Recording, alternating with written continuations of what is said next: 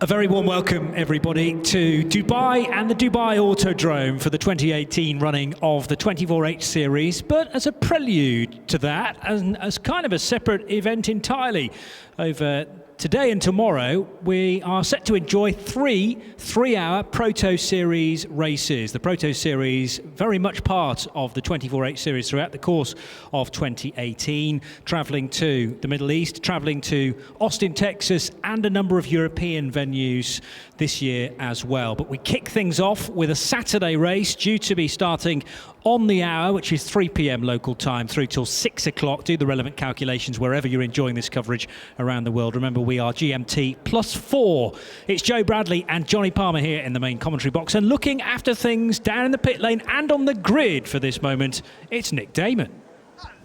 Johnny, hello there everyone, hello there Joe, and hello all the people out in streaming land. How are you? We are indeed on the grid for the first RSL race of 2018, the first of three-hour prototype enduros featuring all these cars in 3 heats. But already we have lost one car, and I'll have a quick word with Mike Simpson. For those of us who weren't with qualifying, Mike, already some problems with one of the cars in the team. Yeah, so we've had a chassis problem, which we've not seen before, which is very frustrating for us, for the team and for the drivers. So we've mixed it up a bit. So Jordan Sanders, who was in the car, which is not running, he's taking my seat in this car. So it'd be great to support Jordan. And the other drivers, Steve Tanney and Simon Murray, will look to regroup and come back at Silverstone. So yeah, we're all bitterly disappointed because the cars are running well and they're obviously very quick, and just be nice to have more cars on the grid. So, but we'll be back strong. So will Jordan be taking your place in all 3 races or just today's? That's the plan. I'm sort of on reserve. If anybody fancies a bit of sunbathing or something, I'll jump in. But I know my job, and now I'm here to support the guys that are running. Thanks, Mike. Just behind you is one of the guys who is driving. Yep. It's John Corbett. John, so now you're on pole. Yes. You're looking down the straight. We are indeed. So basically you've got, what, 3 hours in the lead the whole way, easy win? Oh, yeah, why not? Possibly. I think I'm going to have some pros giving me some grief in these P3s, so hopefully I'll keep them at bay. We'll see what happens. So is it faster everywhere or just in on the main straight? It's faster everywhere if you know what you're doing. Ah. Yeah, and I kind of know what I'm doing, so I should be faster most of the time. Apart from the bit where you don't know what you're doing. That's right. The bit I don't know where I'm doing, I'll be, yeah. 3 drivers in the car. Is it simple, 1 hour, 1 hour, 1 hour? That's how we're going to run it, yeah. Brilliant. Thanks, John. Okay. So this is the car we're talking about, the Ginetta G57, number 6. Have a look inside there, Seb. We've got plenty of time to enjoy the ambiance of the car. That is the working area for John, Jordan and Neil. Neil Muston, the 3rd member of that team. Joining them on the front row is the number 22 car, the Speedworks Motorsport machine. And I think starting the race will be Jack Boutel. Jack, there's your monster. It's on the front row. No problems beating the number 6, is there? Yeah, we wish. No, we'll give it a good go. We'll see how it plans out this weekend. Yeah, we'll have to see. Now, obviously, the G57 is a bit more power, a bit more downforce, but, it's got a couple of guys who, have real jobs. You're wanting to be a professional racing driver, so really, it's advantage you, isn't it? Well, I'd hope so. Yeah, they are 3 seconds a lap quicker, so... That's nothing. Well, yeah, it's going to be an interesting race to try and keep everyone behind and try to get out in front as well. It'd be good. Small field, but the most competitive field is this P3 group, and you've got people like, effectively, Spirit of Race, who we know really are AF Corsa, so pretty impressive team. You've got the Graph team. They all know what they're doing with a P3. Speedworks, happy you can take them? Yeah, we'll give it a go. I mean, we did well in the British series, so why not come out here and do the best we can? Different tyre here. Is that affecting things a lot? No, not really. I've kind of adapted it quite well. I quite like the Hankook tyre. It's a bit better than the Pirellis on these. So yeah, it's going to be interesting to see what they're like on a stint. Great stuff. I take it you're starting, yeah? Yeah. Yeah. Some people just love being in overalls. Who knows? So Jack will be starting this car, the black car, with sort of interference pattern. Also, very sort of NASCAR-y. Excuse me, sir. Look, they've got lots of little sponsors down the side. All the little sponsors down the side. There we are. So they can all have a bit of advertising. I've no idea which one's paid the most. Slightly worrying they've got Lucas Electronics. Anybody who owns a vintage car knows that Lucas are not particularly known for quality kit. Back in the 60s, sure, now it's fabulous stuff. Oh, look at this, hang on a second. There we are. That's the bit of information you need to know. If you go code 60, which of course is the way they stabilize the field during an instant, you want to go for a 5:23.4. Now that's the same for everybody. It doesn't matter what car you're driving, and that'll be the same within the 24-hour race late in the weekend. A 5:23.4 is 60 kilometers all the way around. So let's carry on walking down. Oh, I can see the clerk of the course, Martin van der Pervert. Martin? Yes. This should be quite an easy race for you, shouldn't it? Not too many cars. This is practicing for next week. So we have to do 3 times. I can practice for next week because we have 92 cars. But I enjoy that the 7 are here. Yeah, so 3 times 7 is 21, so we're about a quarter. Yeah, about, yeah. A pity that the car 4 fell off. That really problems with the feathering and the shock absorbers. But the 7, we do it with 7. Anything we should look out for? Any new rules this year? Any more severe feelings you have, Martin? Because you've been lenient sometimes. Are you feeling a bit more? No, it's new year, new Martin. No. I reset after each race, so it should be a problem. We only have some minor changes in the regulations, like the driver out who can help the driver getting in is changed now. It's also allowed to let the team member help him, but he has to wear a vest. I think that is the most important rule that changes in the pit lane, and the rest we make it easier to read in the regulations. But in fact, it's still the same. And the BOP changed, yeah.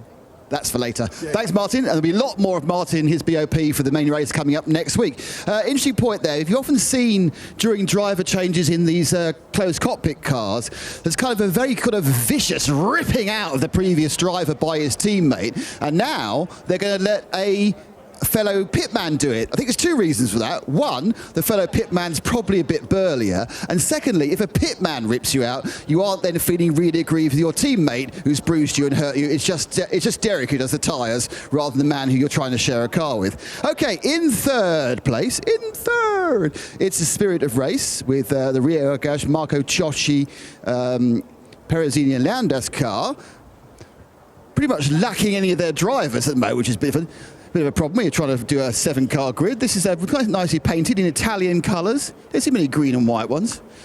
I saw Marco Ciocci on the grid earlier. I'll annoy him in a minute. And over here is the 4th place machine. This is the Graf car. Not much running from the Graf. This is the machine Giacomo Pucci, Maiko Broncheski, also noticeable by their abs. Oh, there's Marco Ciocci. That's fine, from the 48. Marco, hey. We were postulating during qualifying. How much experience do you have of an LMP3 car? Not a lot, but enough. I made just a 6-hour race of Vallelunga, but I really enjoyed today because here in Dubai you can enjoy the prototype style better than Vallelunga, which is more a GT track. Also, you've obviously done the main race here many times when there's 90 cars. Here, lots of free track. Yeah, I was a little bit scared to be by myself without passing or be passed to someone. No, for sure, it is a different approach. I really enjoy the track since many years, but 24 hours of Dubai for me is something special. So when I'm here, I feel so good every time. 4 drivers on the door. Does that mean that one of you won't drive it at all in each of the races? Yeah, for now the strategy we thought is make me and Rui Aguas just 1 race each one. Me today, Rui tomorrow, and we'll see for race 3. Maybe we can share also because for our teammates it is the first time. We don't know how strong we'll be, drive 1 hour in the hot conditions, so we are ready to give an help. So, explain to me, what is the main difference in driving style between an LMP3 car and the GT3s and the GTEs, of course, which are pretty similar speed round a lap than you would run in the WEC? For sure, and top speed, car is amazing to drive. You can make a huge difference from the GT cars. In the slow speed, slow part, and technical part, it is more similar to a GTE car with full tank. and you have to be focused in two different way. Be aggressive and smooth in the fast part, and you have to be very technical in the slow parts, because with the prototype, curbs are completely different from GT.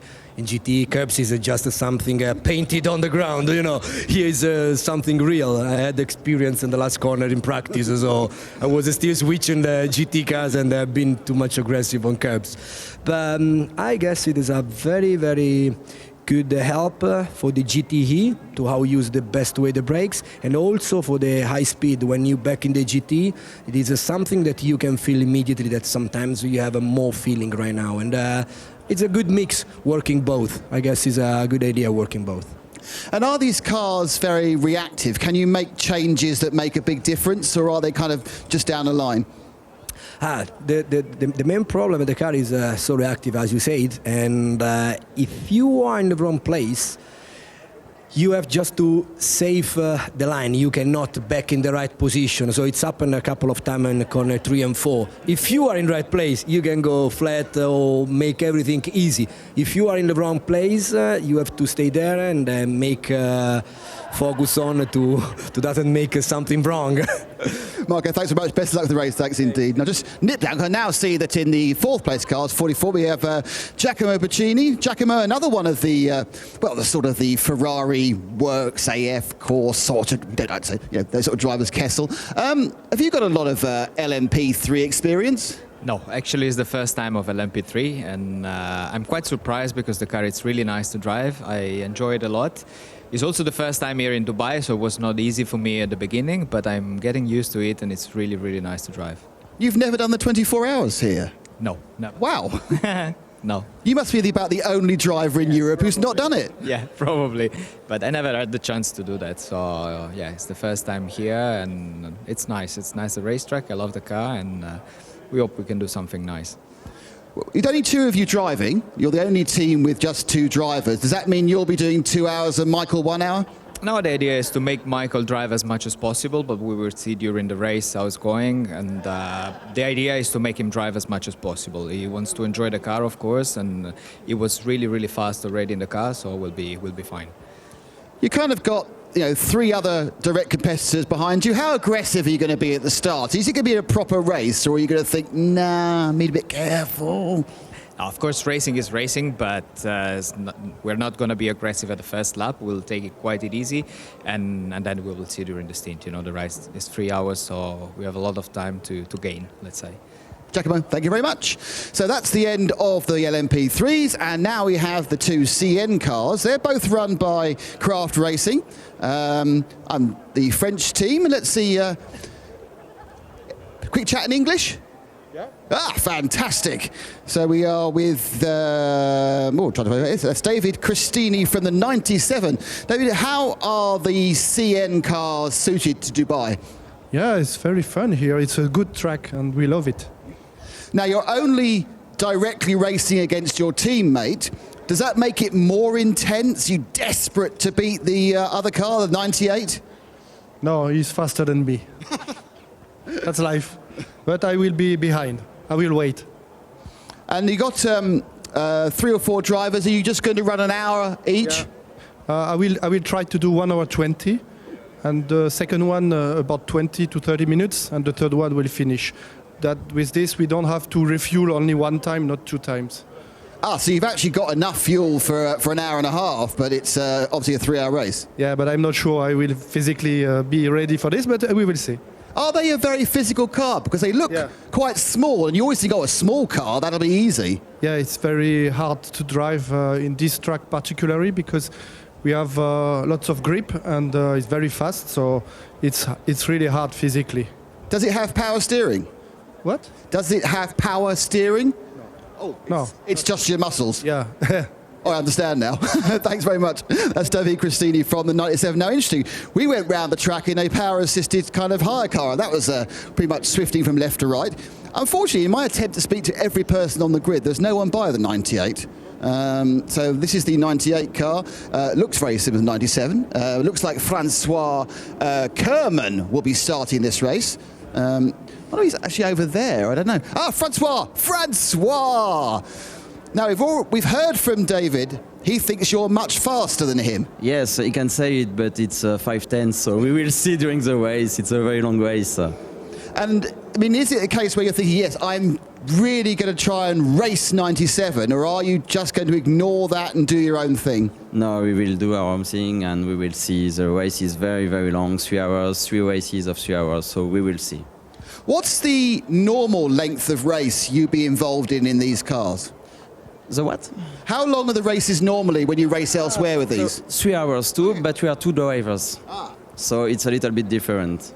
So there are more tactics and strategy? Yes, more taxis, more strategy, and the track is very, very physical, so we will see.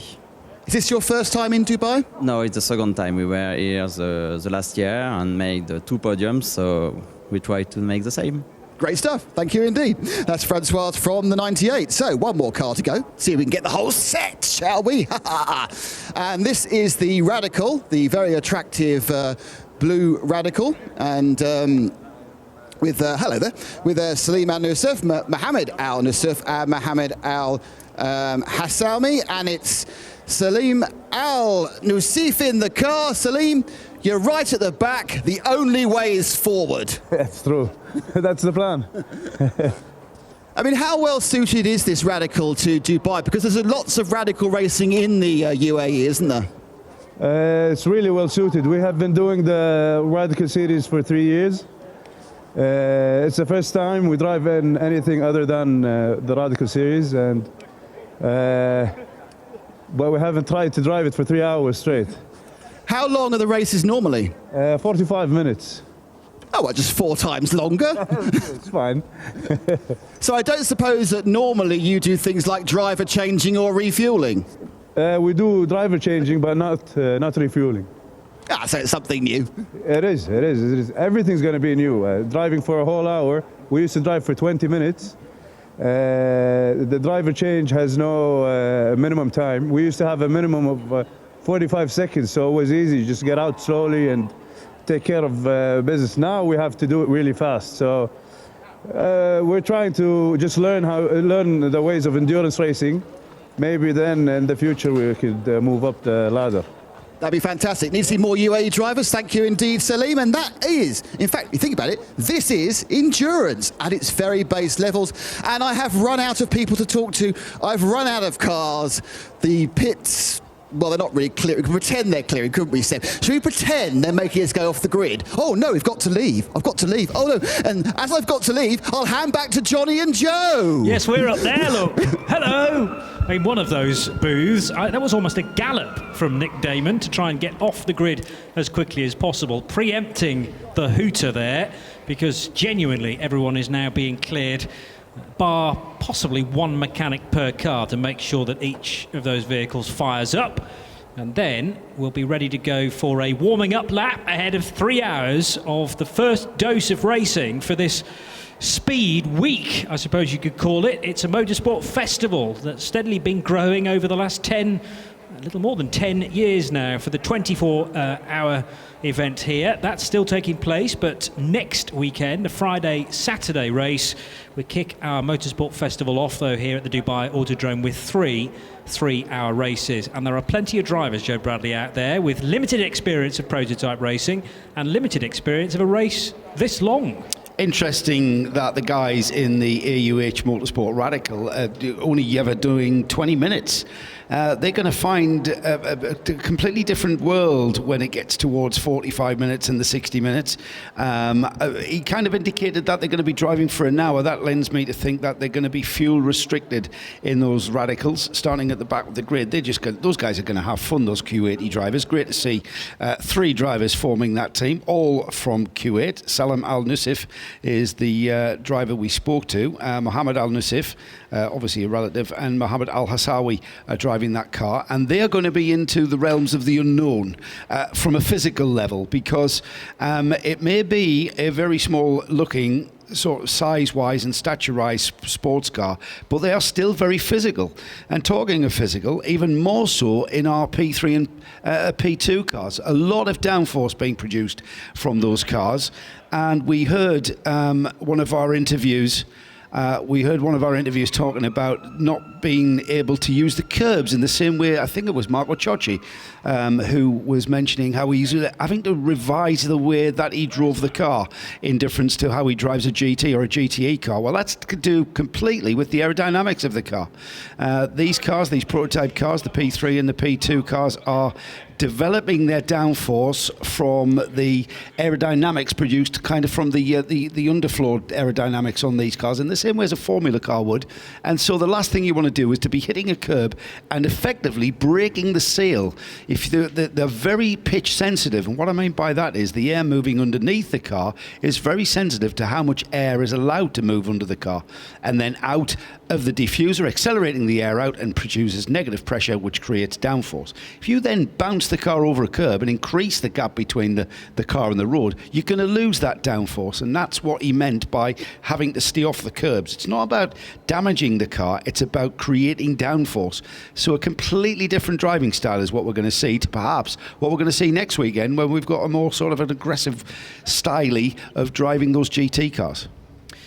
I'm slightly unnerved by the fact that apparently one of the cameras around the Dubai Autodrome can look right into our commentary box. That's me standing up now. I've got to try and work out where the camera is. Oh, hello. If we just wave... Where are we? Yeah, just wave. That's Everybody. That's Joe and me waving at you, wherever the camera is. You can see us on the live stream. That's Johnny with his hand. Put your hands up, Johnny. There you go. Hands up. Put your hands down. And that's me with my hands up. There you go.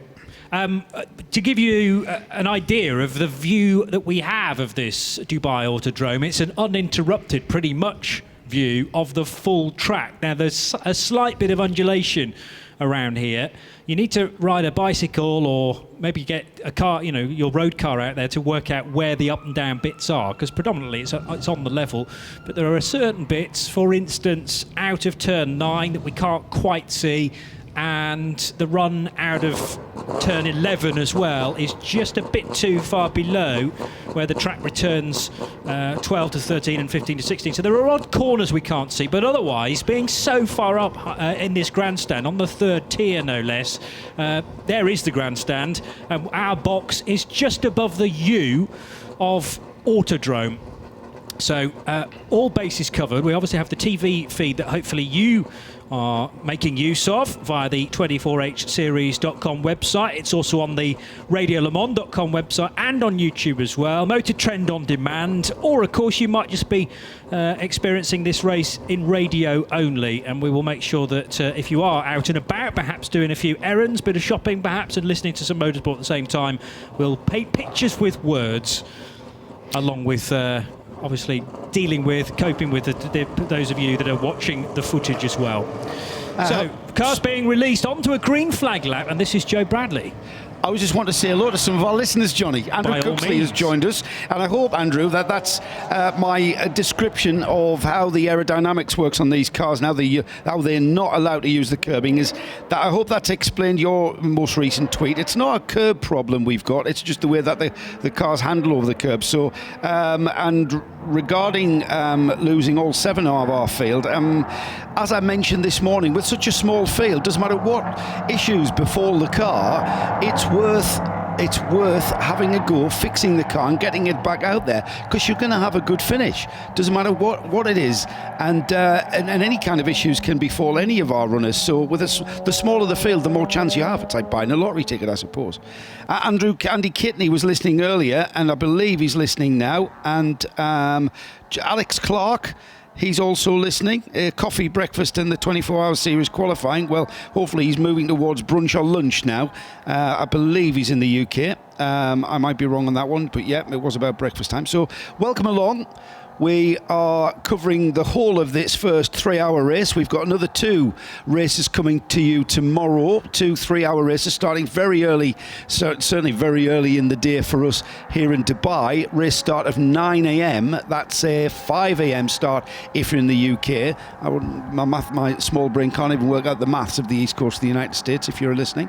But 2 more races to come tomorrow, all part of round 1, or indeed this is the Championship of the Continents, starting off here in Dubai, and the Championship of the Continents now off going to Portimao in July, and the final round at Quarter in November, all forming part of the Championship of the Continents. And here we are about to start already on the first green lap of the year. East Coast of America is 5 hours back from the UK, isn't it? So they're 4 back and then 5 back. That's a midnight start, I make it, for a 9 o'clock race tomorrow morning. Nice time to be watching and listening to some motorsport, midnight through till 3 a.m. A reminder that we may need to go code 60 during this 3-hour race. If you're unfamiliar with the 24H series, with Creventic promoted events, code 60, an invention that came out of Dutch supercar racing and was then adopted by Creventic. Basically, it's like a slow zone for the whole of the track, and everyone has to adhere to a speed limit of 60 kilometres per hour. You counted into it, you counted out of it as well. It provides a safe environment for the marshals to get down onto track to deal with maybe a stricken car or some barrier damage. And remember that fueling is done not in the pit lane but in the fueling area, so we'll see cars coming in. It sounds like these cars can do 90 minutes on the stint. Just depends whether the driver can do it, but certainly a fuel tank will allow you to do that. Might just be a one-stop race therefore, but you'll do your stop outside your garage and then have to do the fueling in the separate fueling area. We'll cover that and much more over the next 3 hours, but this is race number 1 for season 2018 of the Proto Series. We're underway at the Dubai Autodrome. I was expecting a 2x2 grid, so maybe... No, we're still ahead of time, aren't we? It's not even 3 o'clock in the afternoon yet. So another green flag lap to make sure that tyre temperature in the Hankooks is where the drivers want it to be. We will have cars looking far more like a rolling start coming out of turn 15 next time around, i.e. Noah's Ark formation 2x2. But at the moment, Jordan Sanders, who's a bit of a surprise name in the number 6 car, shifted across from the 4. That sadly won't start, but Jordan Sanders opening things up for Simpson Motorsport. He'll start alongside Jack Butel in the 22 car, fresh from a full season of 2017 prototype racing in the UK, but this is his first opportunity to race in Dubai. Kriton Lendadis in the Spirit of Race Ligier from Greece will start from 3rd position alongside Giacomo Piccini, the man we heard from on the grid with Nick Damon driving for Graf this weekend, car 44. Row 3 will be Francois Kerman and David Christini, both for Craft Racing in their Norma M20 FCs. And at the rear, Salem Al-Nusef for AUH Motorsport, Kuwaiti driver in a bike engine, motorcycle engine Radical SR3 for the AUH Motorsport team, who are based here in Dubai. 23 degrees ambient, that's going to give us a track temperature of above 30 degrees, which is perfect conditions really for a slick tyre. And I would imagine, you mentioned there, Johnny, being fuel restricted. I'm interested to see just what state the tyres are going to be in after 90 minutes. From that, if we have got a fuel restricted stint time, then it is going to be a question of how we manage tyres. And we're going to see certainly that coming into play. We're getting towards the final part of this lap here at Dubai, which means we're getting very, very close to our first green flag lap. We are just coming through what looks like turns 14, 15, are we? That means they're coming into our view from our booth. No, not quite. No, I'm a completely wrong place on the track there. They are just coming through turns 11 into 12. Now they're going to be coming back down towards us into the very fast kink of turn 13, just coming out of 12 there. And the pace car bringing the field round. And still we've got drivers weaving, still not happy with the tyre temperatures. Obviously the only indication that the tyres are up to their operating temperature is one of feel, which, as we heard, we've got a mix of experience on the grid, a mix of experience certainly not in motorsport, but certainly with these P3 and P2 cars. And we are now just hitting the apex of turn 14. Pace car now slowing the pace to get the grid formed up. We're going to start this race 2x2, Johnny. And they're getting towards the green flag very readily. Yeah, this looks more like a rolling start. I have to say I was entirely thrown off the mark a lap ago, but we are now 14:59 and 30 seconds. So might start it about 20 seconds early here, but this was scheduled for a 3 p.m. local time start. 5 red lights illuminated on the gantry then beneath the Hankook 3x3H Dubai Bridge, and we're underway for the first time in 2018. 3 hours of Proto Series racing, the field nicely fanning out.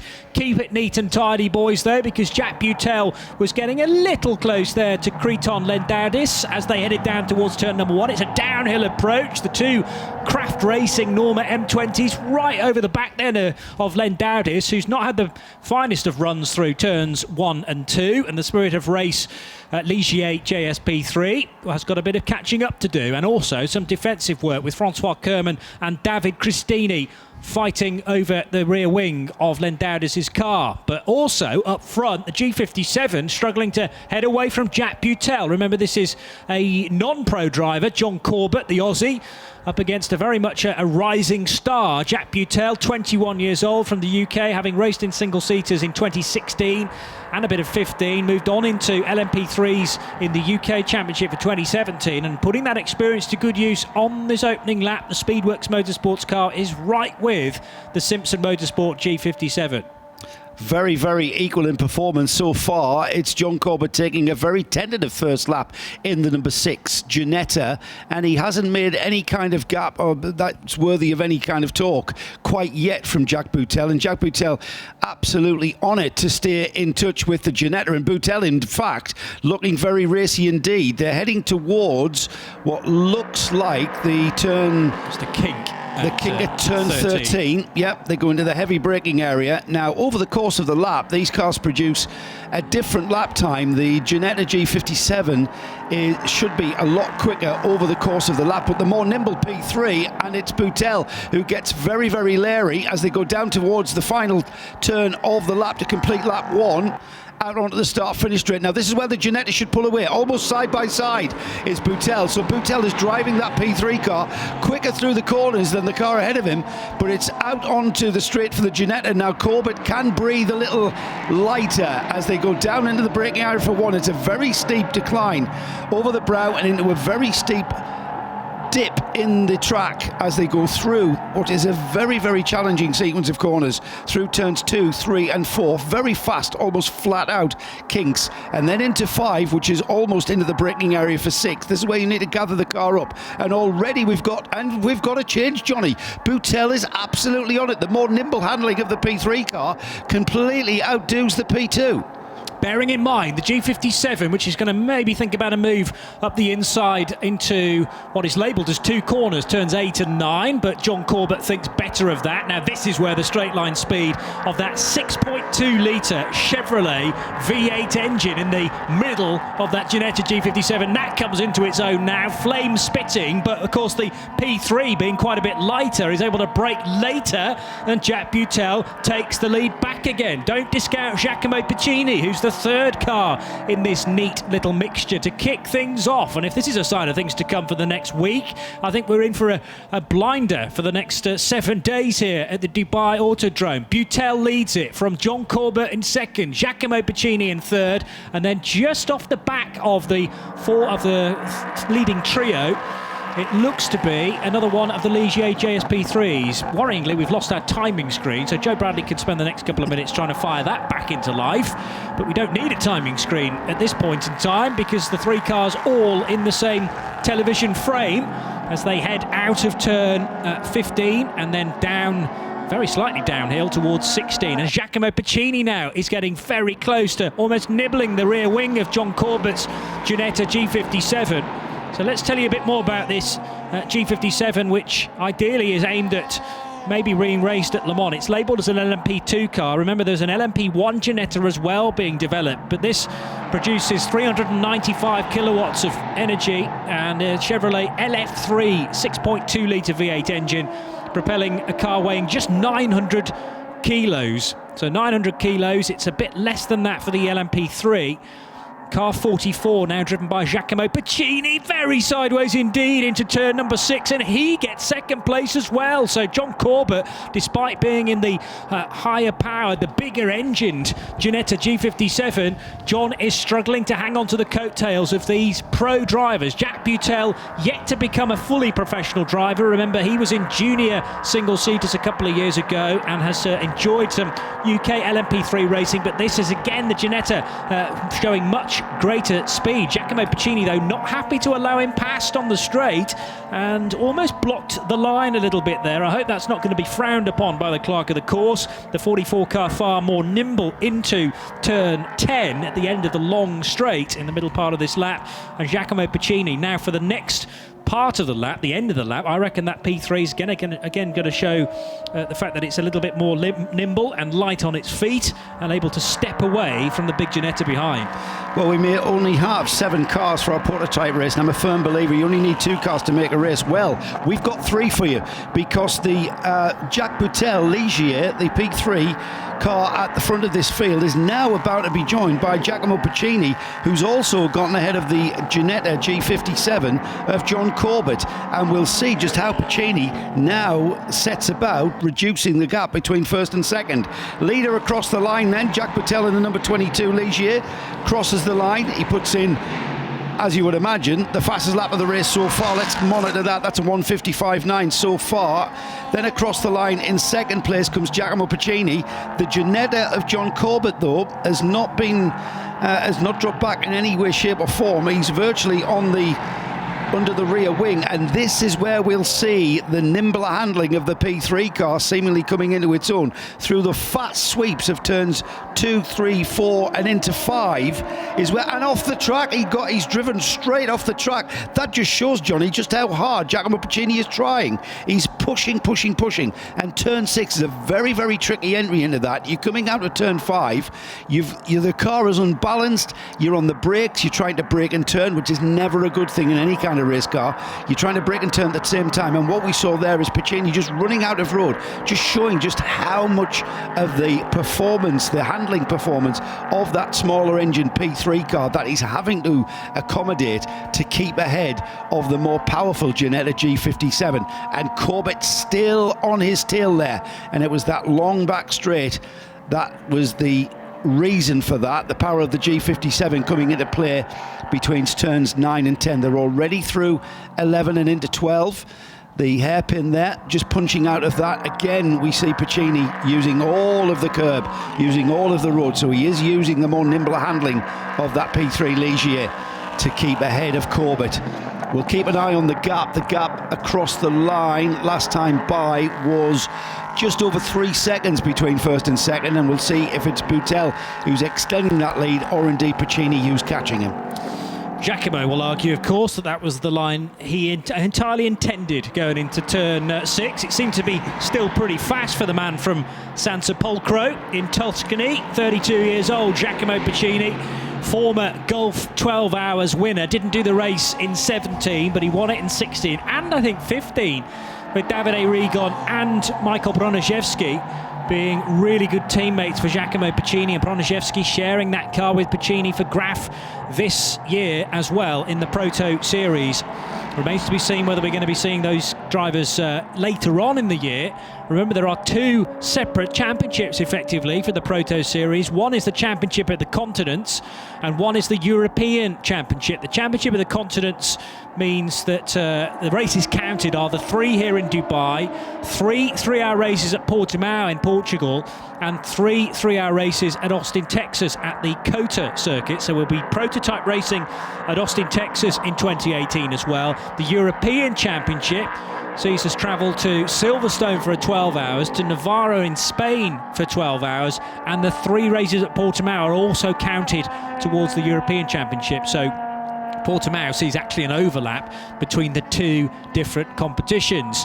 There's the number 98 car, which is currently 4th, driven by Frenchman Francois Kerman. Craft Racing from France, bringing to the Dubai Autodrome 2 Norma M20 FCs, and Norma now very much a name in LMP3 racing. truly successful Norma, actually, in its first year, race winning several times in the Michelin Le Mans Cup. Champions indeed for Alex Terrell and for his teammate Jean Gloria. So well done to them. It remains to be seen what they get up to in 2018, but the Norma is certainly a car now to be reckoned with a number of teams in the European Le Mans Series deciding to not bring a Ligier to the race and replace it with a Norma. Well, these are slightly older Norma cars now, and the first of them just heading out of turn 16, driven by Kerman. David Christini, his teammate, is in 5th position, but 2nd in the CN1 class, and the 3rd car in that division being Salem Al-Nusif's Radical SR3 RSX. Radical still based in Peterborough in Cambridgeshire in the United Kingdom, and building a whole load of different shapes and sizes of Radical. Track day cars principally, but we do see them in key competitions such as this, and the Radical RS3 powered by a motorcycle engine, but weigh virtually nothing, do Radicals, so very, very rapid bits of kit.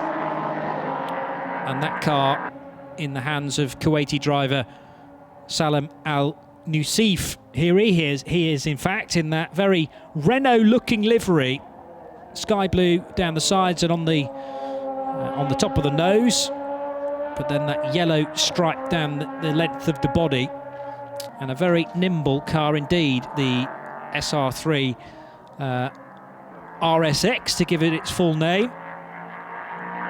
About 800 of those built by Radical. It's a carbon steel space frame chassis, uses this RPE-tuned Suzuki Generation 3 4-cylinder engine. It's 1500cc engine, producing about 225 horsepower, and it'll do 0 to 60 in 3.1 seconds, this Radical. But as Salim told Nick Damon at the start of the race, they're more used to doing 45-minute races, and therefore about 20-25-minute stints. So this is going to be a bit of a culture shock, perhaps, for the 3 Kuwaiti drivers, but it's really good to have them with us, representing this part of the world, the Middle East, and not too great a journey for them to make here to the United Arab Emirates, with very much the home team, AUH Motorsport. Let's hope that AUH have a future in the Proto Series. They had planned at one time to bring 3 cars with them, scaled down to just the one SR3, but opportunities later on in the year to expand that team. Here's the 44 car, driven so superbly by Giacomo Piccini. He's again hanging the tail out at turn 6, so he likes that little area of green concrete, which I'd imagine offers you very little grip indeed, particularly as this track is known for being pretty abrasive, mainly because of the sand that blows across it throughout the course of the 24 hours, and makes the track very much a living beast, changing not quite every lap, but from 15 minutes to 15 minutes. And the track takes on a very different feel in the night time as well. No opportunities to race the Protos after nightfall, despite them carrying headlights. That's the reason for the headlights on the front, because they are Le Mans-esque cars. But maybe that's something for Creventic to think about in the future, a Proto race that does run into the early evening. Ginetta G57 still carrying fantastic, great straight line speed, courtesy of that 6.2 litre engine, but at the moment John Corbett cannot live with the LMP3 pace through the twisty stuff. Absolutely not. He really is struggling. John Corbett just can't seem to get the, I'll say, more burly G57 through the twisty bits in the more technical part of this Dubai Autodrome. The P3 cars are certainly showing him the way in the early laps here. Just crossing the line now. Jack Boutel already through in the lead. 7 laps completed. The gap's just over 4 seconds now between first and second, and then a further 3 seconds between second and third. Giacomo Piccini it is in the number 44 car there that we see crossing the line in second, and then across the line in third has come John Corbett in the Simpson Motorsport car. That team there having to have a complete reshuffle, having lost one of their 2 Ginetta G57s. In fourth place, first of our CN1 class cars, it's the number 98 Francois Kerman Craft Racing Norma, and he has got about 5 seconds over the second of our CN1 class, David Christini, in the second of the Craft Racing Normas. Down in 6th, not really sure why, we've got Crichton Lindoudas, the Greek driver in the number 48 Spirit of Race Ligier. He's down in 6th now. He's already just under 40 seconds, might as well call that 40 seconds off the leader. So there's got to be a reason why that P3 car has dropped back behind the C1s. And then, Johnny, you've just mentioned Salam Al Nusif in the number 177 Radical, just coming through there to complete his 7th lap. The number 44 car there, though, Giacomo Piccini, is continuing to pull away from the 3rd place car. A big hello to Right Turn Lover. Forgot to mention you having in the build-up. You ask a question, Right Turn Lover. Do the different classes have to follow different minimum pit stop times, numbers again this year? As far as I'm aware, and as far as the regulations are concerned, we haven't got a minimum pit stop time insofar as there's no mandatory minimum time that I'm aware of. It's as quickly as you can change driver and change tyres, you then get the car moving again. Obviously, refueling, completely different to what we normally see in things like European Le Mans Series, and other sports car series. All refueling done in Creventic series at the refueling area away from the pit garages, which is purely on the grounds of health and safety in the pit lane. And as soon as you can get your car away with a new driver and a new set of tyres and into the refueling area. Now, the anomaly there, or the anomaly with regards to tactics, I don't think we're going to see much of a problem in this race with such a small field. But it can be that you get to the refueling area, which effectively looks like your normal common or garden service station that you would refuel with at home. There could be a queue at the fuel pump. Now, you're going to be very unlucky to have to queue at one of our fuel pumps here in this race, but you never know. And it adds a kind of an unknown element to people on the pit wall who are running the race strategies for these cars. It's how quickly can you get the car to the refueling area, and what you will see is that we have a representative from each of our teams down in the refueling area whose sole job it is to wait there and refuel the car when refuel the car when refuel the car when refuel the car when refuel the car, given the heads up as to when that car is in the pits and when to prepare themselves at a fuel station to receive the car for refueling. No quick fill, science fiction kind of refueling equipment here in Creventic. It's exactly the same kind of fuel fill that you will find on your road car, and so it's a very lengthy process. Again, we don't want any, it's down to health and safety, and of course the costs of refueling equipment are pretty expensive. That's pretty expensive equipment for teams to carry and ship around, so that element of the process is taken away as a decision factor as to how much money you're going to spend on your complex refueling equipment. No need for that here. So as far as your question, Right Turn Lover, I'm not aware of any minimum, unless I've interpreted your question incorrectly. I haven't got an answer for you. As far as I'm aware, there aren't any minimum reference times with regards to pit stops. It's as quickly as you can turn the cars around. Nick Damon might be able to tell us otherwise. Nick, welcome. I think we might have seen something as rare as a blue moon or the month of Sundays. I think Right Turn Lovers got confused. With Abu Dhabi? With Abu Dhabi. That's what I was thinking, but I'm not sure. I don't remember He's myself usually ahead of the either game. any pit stop timing regulations in any Creventic event, but absolutely Abu Dhabi last year, the P3s had a minimum pit stop time, and they also had minimum pit stop times this year, and there were different ones for the GT4s and the NMP3s because of brake changes. So there was a whole raft of things a month ago at Abu Dhabi, but from my knowledge, I think this has always been on a standard Crow 60 stop, fast as you like, off you go, knock yourselves out. Yeah, that was last season, Nick. This is this season, as you've just explained. So completely different here with our Creventic series. Yep, different event, different regulations. Mike Nash, welcome, Mike. Surprised to see there are not more UK radicals over in Dubai. Looks a great way to get into prototype racing. I can only concur with that comment, Mike. And if you know anyone with a radical, then please pass on the word, as I've certainly been doing for the past year. This is the second year of our prototype series here for Creventic, and the second time here at Dubai that we've run three-hour races. This being the first of 3-hour races. The first 3-hour race of 3, I should say, to be precise.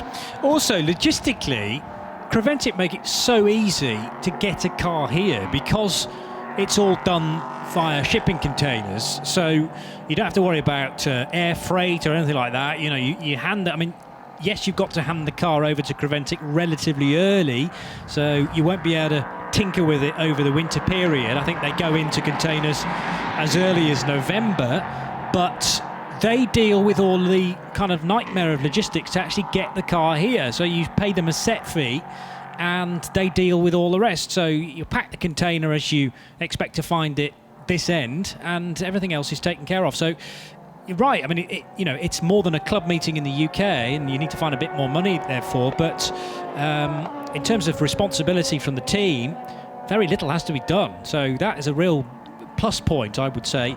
And it would be fantastic to get a few more UK-based radicals here, and a few more smaller baby prototypes from around the world, indeed.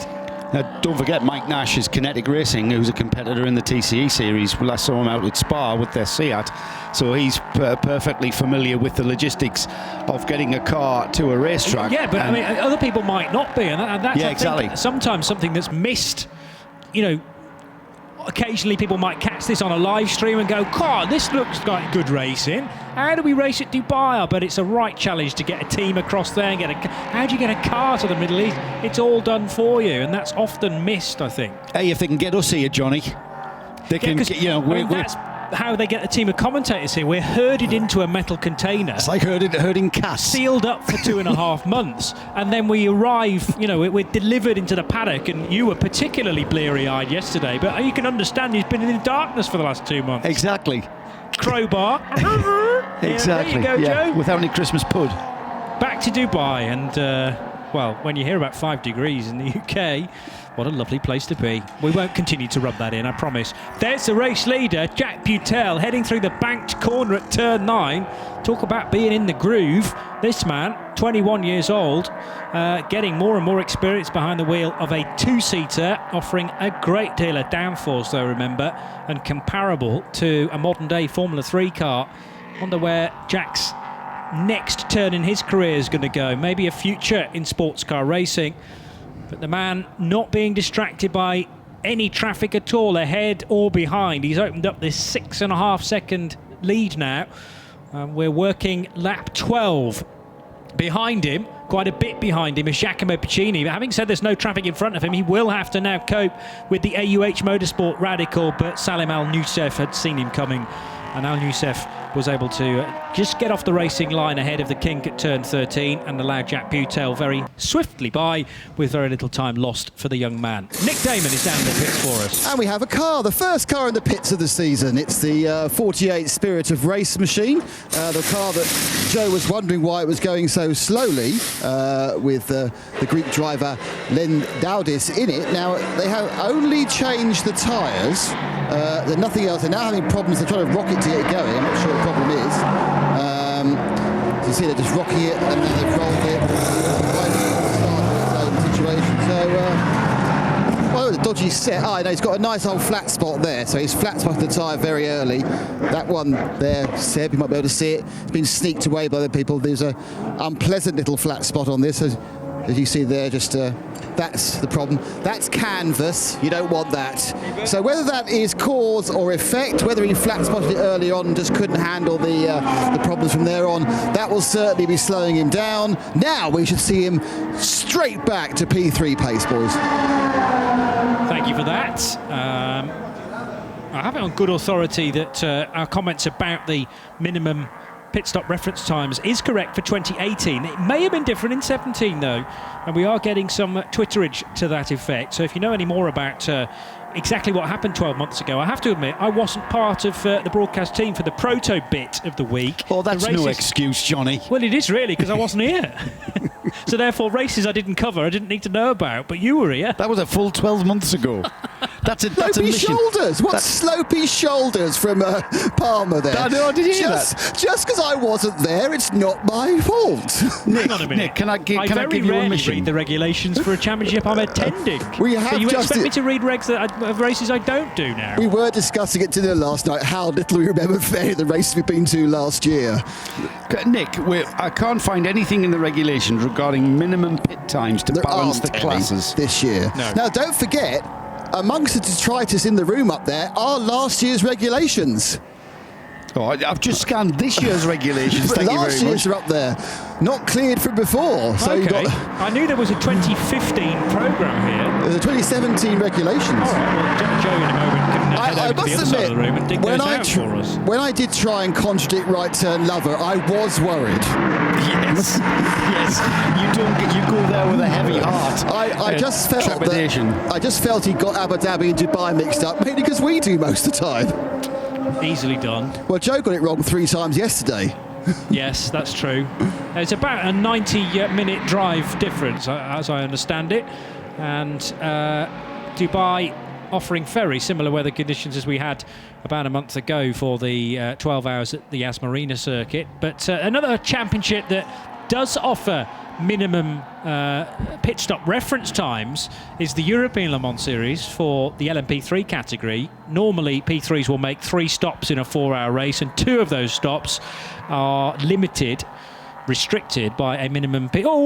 Spin for the number. Now that is the AF course, the Spirit of Race. It's the Spirit of Race car.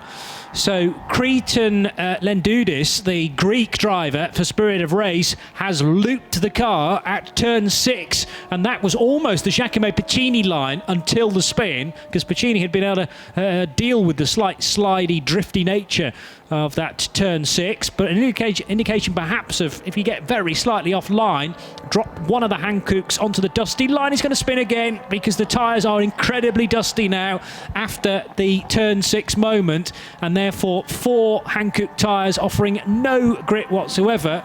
He didn't quite get the car back onto line before another moment, this time at turn 7.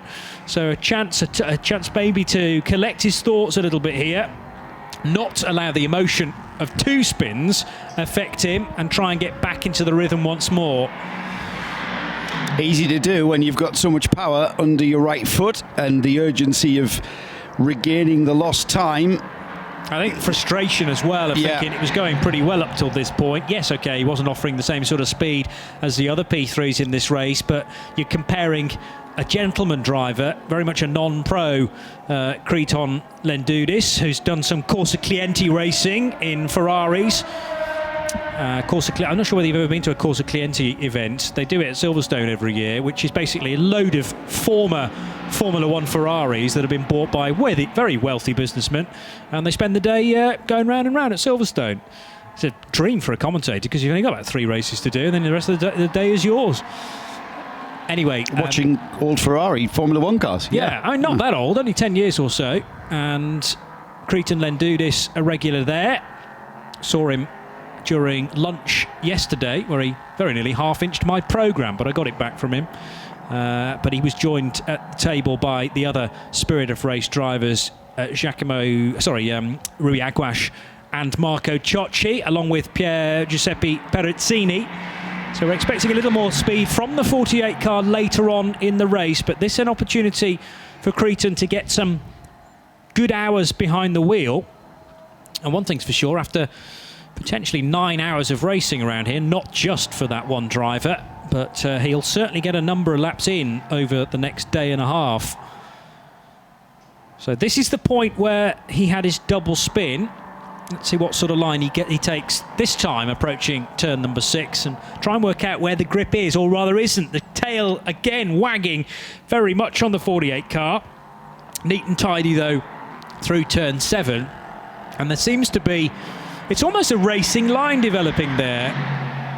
Imagine a wet track that is drying, and the dry line appears just on, the width of a car. It's almost there's a width of asphalt not affected by dust and sand, and if you stray off that width of a strip of tarmac too much, then you can be very quickly going into a moment. We're in the desert here, Johnny. We're in the Arabian desert, and offline is very, very dusty indeed, with a layer of sand off track. And as we saw what happened to Crichton Lendudis, he got off track and tried to get back on the track, and the car just spun up because the tyres were operating on a layer of marbles, tiny microscopic marbles, which we call sand, of course. And that just shows already we're beginning to create a bit of a racing groove here as more and more race rubber goes down. Yes, we've had practice. Yes, we've had qualifying, but there's just nothing like a continuous trail of cars going round a track to produce that optimum racing line. And there's a layer of Hankook rubber going down on this track, and I'm sure the track's going to start coming to us, and we will see as the week progresses and we get towards the 24 hours of Dubai, after we've had our 3-hour prototype races, we're going to see that continue throughout the week, and the racetrack's going to come to us and be less, I'm not going to say green, but going to become less magnolia, let's say, because we have got a very faint magnolia hint to the place, haven't we? Yeah, and that's just through a winter of not a great deal of use. I assume there have been track days here for quite a lot of the time, maybe not so much in the December period, but we're now heading back into a busy time for the Dubai Autodrome. But we haven't had much rain recently, and there's absolutely no rain in the forecast for this week. However, overnight, as the sand blows in, then a track that has been well rubbered up through the day will certainly change condition, and it'll take a couple of hours for the track to bed in again. Certainly at the end of the 24 hours in a week's time, track will be very, very grippy indeed, but again, mainly on the racing line. So down towards the banked left-hander at turn 14 goes Francois Kerman in the number 98 Craft Racing Norma M20 FC. That's still the best placed CN1 car. 1.6 seconds off the back though of John Corbett.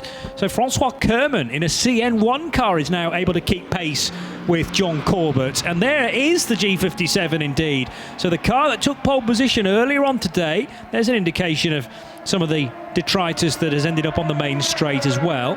That's not sand. It almost looks like tree blossom or some kind of vegetation. And there's another spin again for Cretan Lendudis. Same place, turn 6 it would appear, and it is Lendudis again facing the wrong way at turn number 6, so can't get that corner right for whatever reason.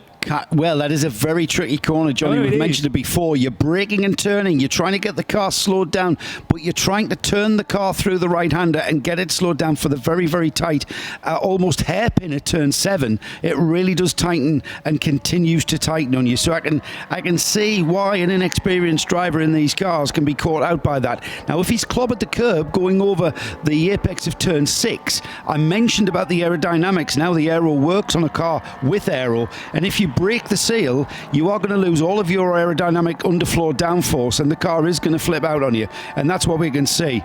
And I know Nick wants to mention it, but before you do, Nick, before we come to you, I can say the 48 car still static on the outside, off the track, not causing a problem, and I think he's having a problem restarting it. Nick?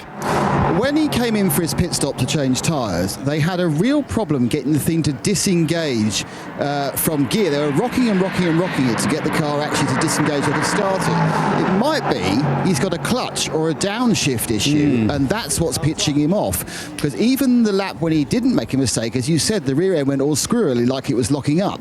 So it may be there's a downshift issue where either the slipper clutch or the slipper clutch equivalent isn't working, and it's locking the rear on downshifts, and it may be now he can't get neutral to start it. That's a very... I'm glad you've mentioned that, Nick, because that could be the cause rather than effect of this off. And if you are, and I think we've gone code 60. I thought it was coming, it was just a question of when. We're going to have to recover that number 48 car back to the pits, and I suspect, Nick, that your deduction there is probably on the nosy, a gear selection issue, and if that gearbox isn't going down the box under braking like the driver expects it to, then it is going to cause a problem. And certainly that's what we've seen. And we've had Crichton Landudis, who has slipped down the field here in the first of our races. And we have got 2 hours and 25 minutes. So we're well past the first half hour of our race. Now, the real disaster in this might be that the Spirit of Race car is retired from the race and we don't get to see Marco Ciocci, Pier Giuseppe Perezzini and Rui Aguas at the wheel of the 48 car, something I was certainly looking forward to. I'm sure that issue is fixable overnight, though, so shouldn't prevent the 48 car from taking part in races 2 and 3, if indeed that is the problem. But at the moment, Landudis sitting there on the outside of turn 6, waiting for recovery. And there is now a pickup truck actually hurtling its way towards the scene of turn 6, ready to pick up Landudis' car, the 48 Spirit of Race entry. Leader's just heading past, by the way, Jack Butel. And there's a car right behind him, which I think is the other Craft Racing Norma. Yes, it is. That's just been lapped prior to this first Code 60. So a reminder that Code 60 is a caution convention brought in by Dutch Supercar Racing a good few years ago now and adopted by the Creventic promotion for the 24H series, but it's been adopted in other categories as well. It's kind of like, well, not entirely like a virtual safety car. It's a full course yellow, basically. But rather than in the World Endurance Championship being restricted to 80 Ks, it's 60 Ks in this type of racing. 60 Ks for the Code 60. 40 Ks is the speed limit down the pit lane. And recovery crew now in attendance to very swiftly attach a, that's not even a tow rope, is it? It's a kind strap. Of towing strap, yes, to the towing eye on the front of this Ligier. Powered by 5-litre V8 Nissan engines, but on Hankook rubber. And I don't actually know how much development work Hankook had done for specifically an LMP3 tyre, because a month ago at the Gulf 12 Hours, that event is run on Italian rubber, and actually an Italian rubber that wasn't developed for LMP3s, despite it being used for the prototype cars. It was actually a GT car that was just bolted onto the prototypes. Hankook may have done a little more development for the Proto series. We are powered by Hankook, as usual, for the 2018 Proto Series. This is the first of 3 races this week and the first of the latest season of Proto Series racing. Nick Damon in the pits. Yeah, saying we had a pit call. I thought this would be exciting. But it was a 22 car of Jack Butel, and Jack has just gone down to take some fuel. So he's not stopped, no driver change, trundled down and is filling up. Now, I'll be honest with you, I don't believe they have the same regulations here as you do in the Hankook main series, the 24-hour series, about the half tank on Code 60, but you'll have to check that for me. Not that it would matter anyway, because after only half an hour, he'll be brimming this baby. And basically extending the strategy window, because if you're running an hour, you're still going to run an hour. But I suppose what they're thinking is, if they get 2 Code 60s at the right place, they can get a free pit stop out of it, even though they change drivers at the same time. But a free fuel stop out of it. Yeah, well, often we see teams pitting during the cautions because it's effectively free time, whilst everyone is restricted to 60 kilometres per hour in this instance. There is a look at the driver lineup for car number 98. They haven't got all 4 of the drivers listed on the side of that car because it's Marc Vive, Francois Kerman and Daniel Kerman. So we are missing one of the regular drivers for Craft Racing in their 98 car this weekend. Meanwhile, this car proving a little troublesome perhaps to get recovered. Although, where is it now? They've got it to one of the cut-off routes, I believe. Yes, it's parked up there, actually on the exit of the outside of turn 8, but in a safe location. There are many different configurations of the Dubai Autodrome, by the way, and there's a cut through between turn 8 and 3 to make that a very small circuit indeed. If you're looking at a track map, by the way, with the start-finish straight at the bottom of the track map, then the top left corner becomes a circuit in its own, effectively, going around turns 3, 4, 5, 6, 7, 8, and then turn right at 8, and you'll feed back in at turn 3. Well, on that link road between 8 and 3 is where the recovery has towed Cretan Lendoudis and his car back on the move again. So still, we remain at code 60, our first of the race, our first of the year, indeed. 2 hours and 20 minutes to go with Jack Butel fresh from his pit stop. Nobody else has decided to stop quite yet. Jack Butel then 18 laps done. And I didn't take a note, I have to admit, of the gap before the code 60 came out. But it was a 2 minutes, 30-second pit stop. It should effectively be the same, Johnny, if everyone slows down to 60 Ks at exactly the right time, or the same time, I should say. Well, yeah, but Butel's come in, you see, and Pacini hasn't.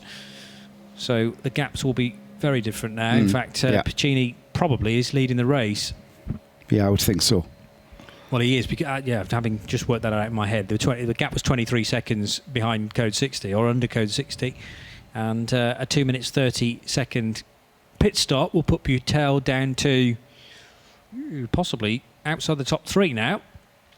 We'll update you with that just in a moment, but Giacomo Pacini will become the new leader, but he owes us a pit stop, effectively, compared to Jack Butel.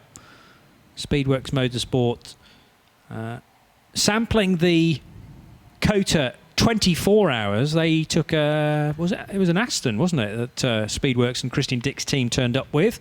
It was neighbouring John Hindhaug's car.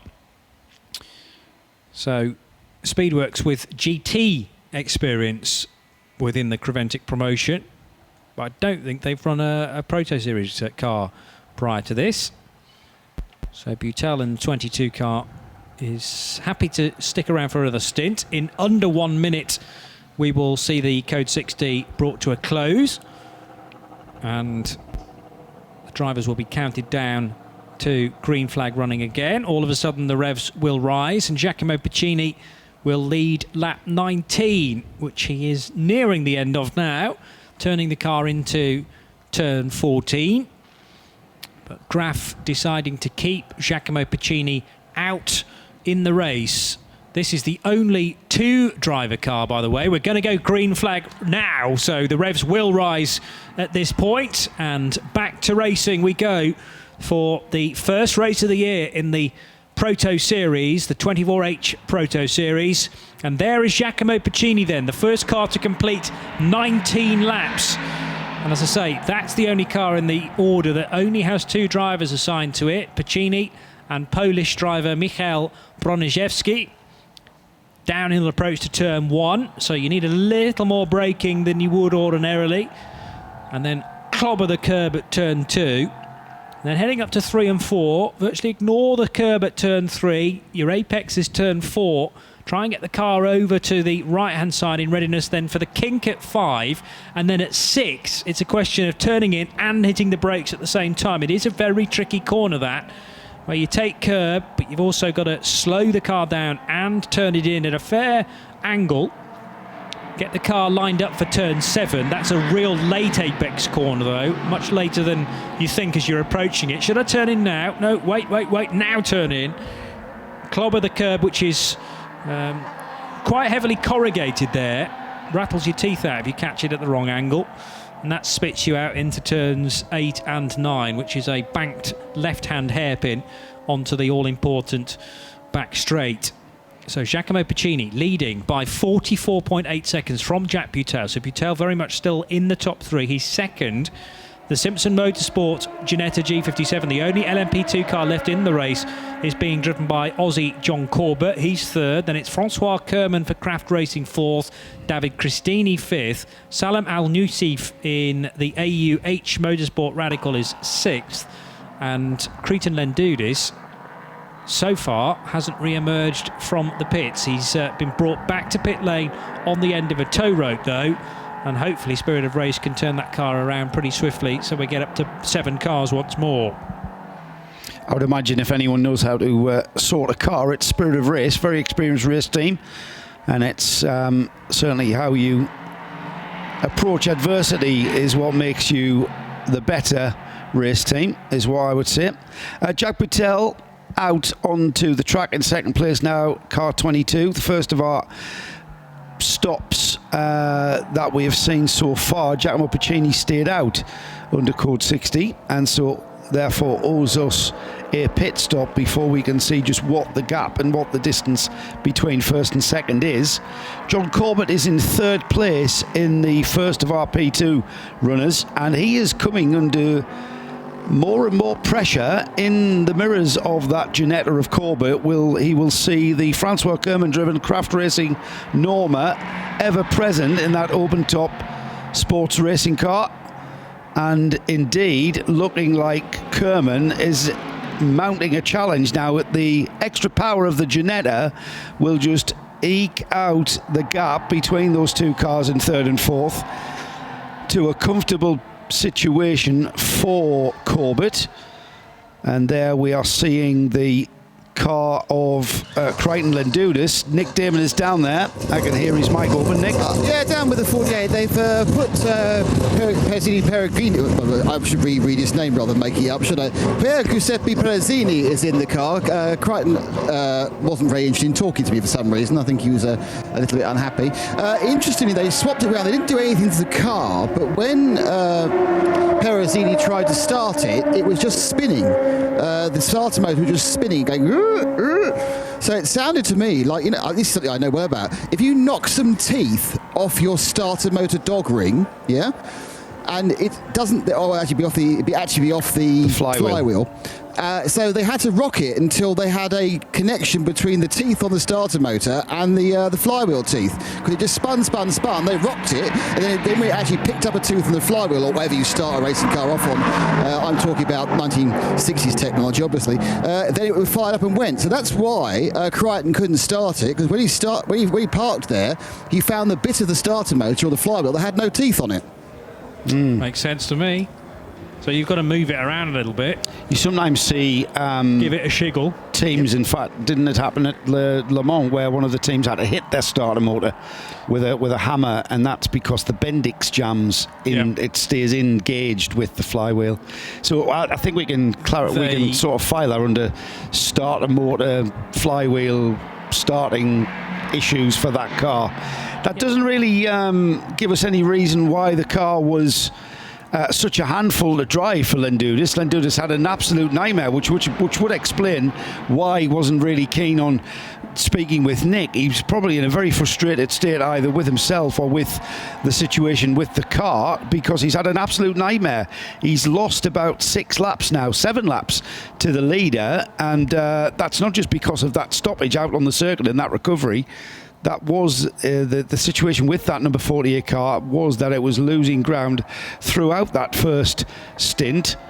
We're just coming up to 50 minutes. We're about 48 minutes into this race already, so not far away from the first third of the 3 hours completed. And Giacomo Puccini in the lead in the number 44 Ligier. Second place, Jacques Poutel is in second place, and the gap last time across the line was 41 seconds. So not quite enough to hold on to that lead through the pit stop phase for the 44 car.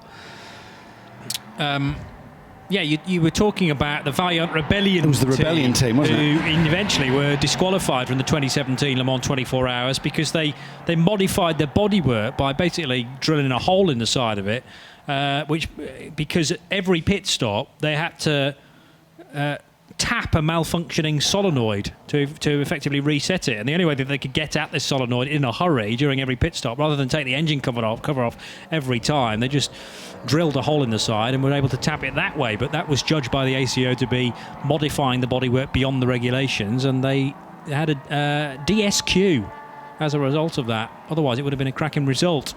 And the rule that they infringed was not the fact that they were hitting the starter motor with a hammer, was because they cut a hole in the bodywork, which didn't really give them any kind of performance advantage. I would have thought more disadvantage, if anything. But the rules are you're not allowed to modify that homologated part. So intentionally modifying the bodywork of the car. There you go. Was the rule. Well remembered. See, we do take notice of certain things. It's in there somewhere, Johnny. Just whether it comes to the front, I wouldn't put money on it. Who knows what's going to fall out next in terms of your knowledge bank. Something entertaining, that's guaranteed. Over the line goes Pier Giuseppe Perezzini, and his time that time was a last lap column. That's part of the pit stop, Johnny. Was it? That was his out lap. Yeah, this is his first lap past the pits. It looked much faster than an 18 minutes 43, I have to say. It looked much faster than that, yes. The car has done a 1:59 previously, and 2 minutes is his best. So what's the last column of our timing screen? And that's a theoretical lap time. So you add together the best sectors 1, 2 and 3, no matter when they were done, probably not on the same lap. And that gives you a theoretical best lap time, therefore a possible lap time. And already, Pier Giuseppe Perezzini has done a 40.147. That's the best Sector 1 time that the 48 car's done all race. We are, to be honest, expecting the two Italians and the Portuguese, Rui Aguas, to be a little quicker than Greek, Cretan Lendudis. Hopefully Lendudis will get back behind the wheel of the car before the end of this race. I'm pleased, though, that whatever the mechanical issue is for that car, it seems to have at least been temporarily rectified. They may encounter more problems come their next pit stop if the dog ring for the starter motor is missing 1 or 2 teeth. So that's something that should be able to be replaced overnight in readiness for races 2 and 3. It's another Italian, Giacomo Piccini, who leads the race, though. Perhaps a surprise leader, an LMP3 car to the tune of 40.4 seconds is out front now from Jack Butel for Speedworks Motorsport. So it's 2 JSP3s that lead the way from this car. John Corbett in the number 6 Ginetta G57 in its stealth-like all-carbon livery. Looks very menacing indeed, and we're expecting it to go a little quicker once Jordan Sanders takes that car over. Sadly, we won't get to see Mike Simpson piloting it, despite him actually qualifying the car. And clearly there's nothing in the regulations that prevents the Craft Racing car getting very close indeed to the Ginetta G57 into turn 7. So the ever more nimble Norma M20 really did gain a lot of ground there on John Corbett into the right-hander at 7. 8 and 9 will also favour the more nimble Norma. But this time the G57 comes into its own down that back straight and romps away from the little Norma M20 FC, driven by Francois Kerman. But yes, Mike Simpson qualified this number 6 car, and obviously there's nothing in the regulations that says anyone that qualifies the car must take place in the race. I suppose, if anything, it's a disadvantage for Ginetta because they have taken one of their quicker drivers out and put in instead still a very swift driver, Jordan Sanders, early in his motorsport career, but not quite as quick as Mike Simpson. So it is a disadvantage for Ginetta not to run with Mike. But very gracious of him to step aside, him being the full-time employee of Ginetta and a development driver for their various cars.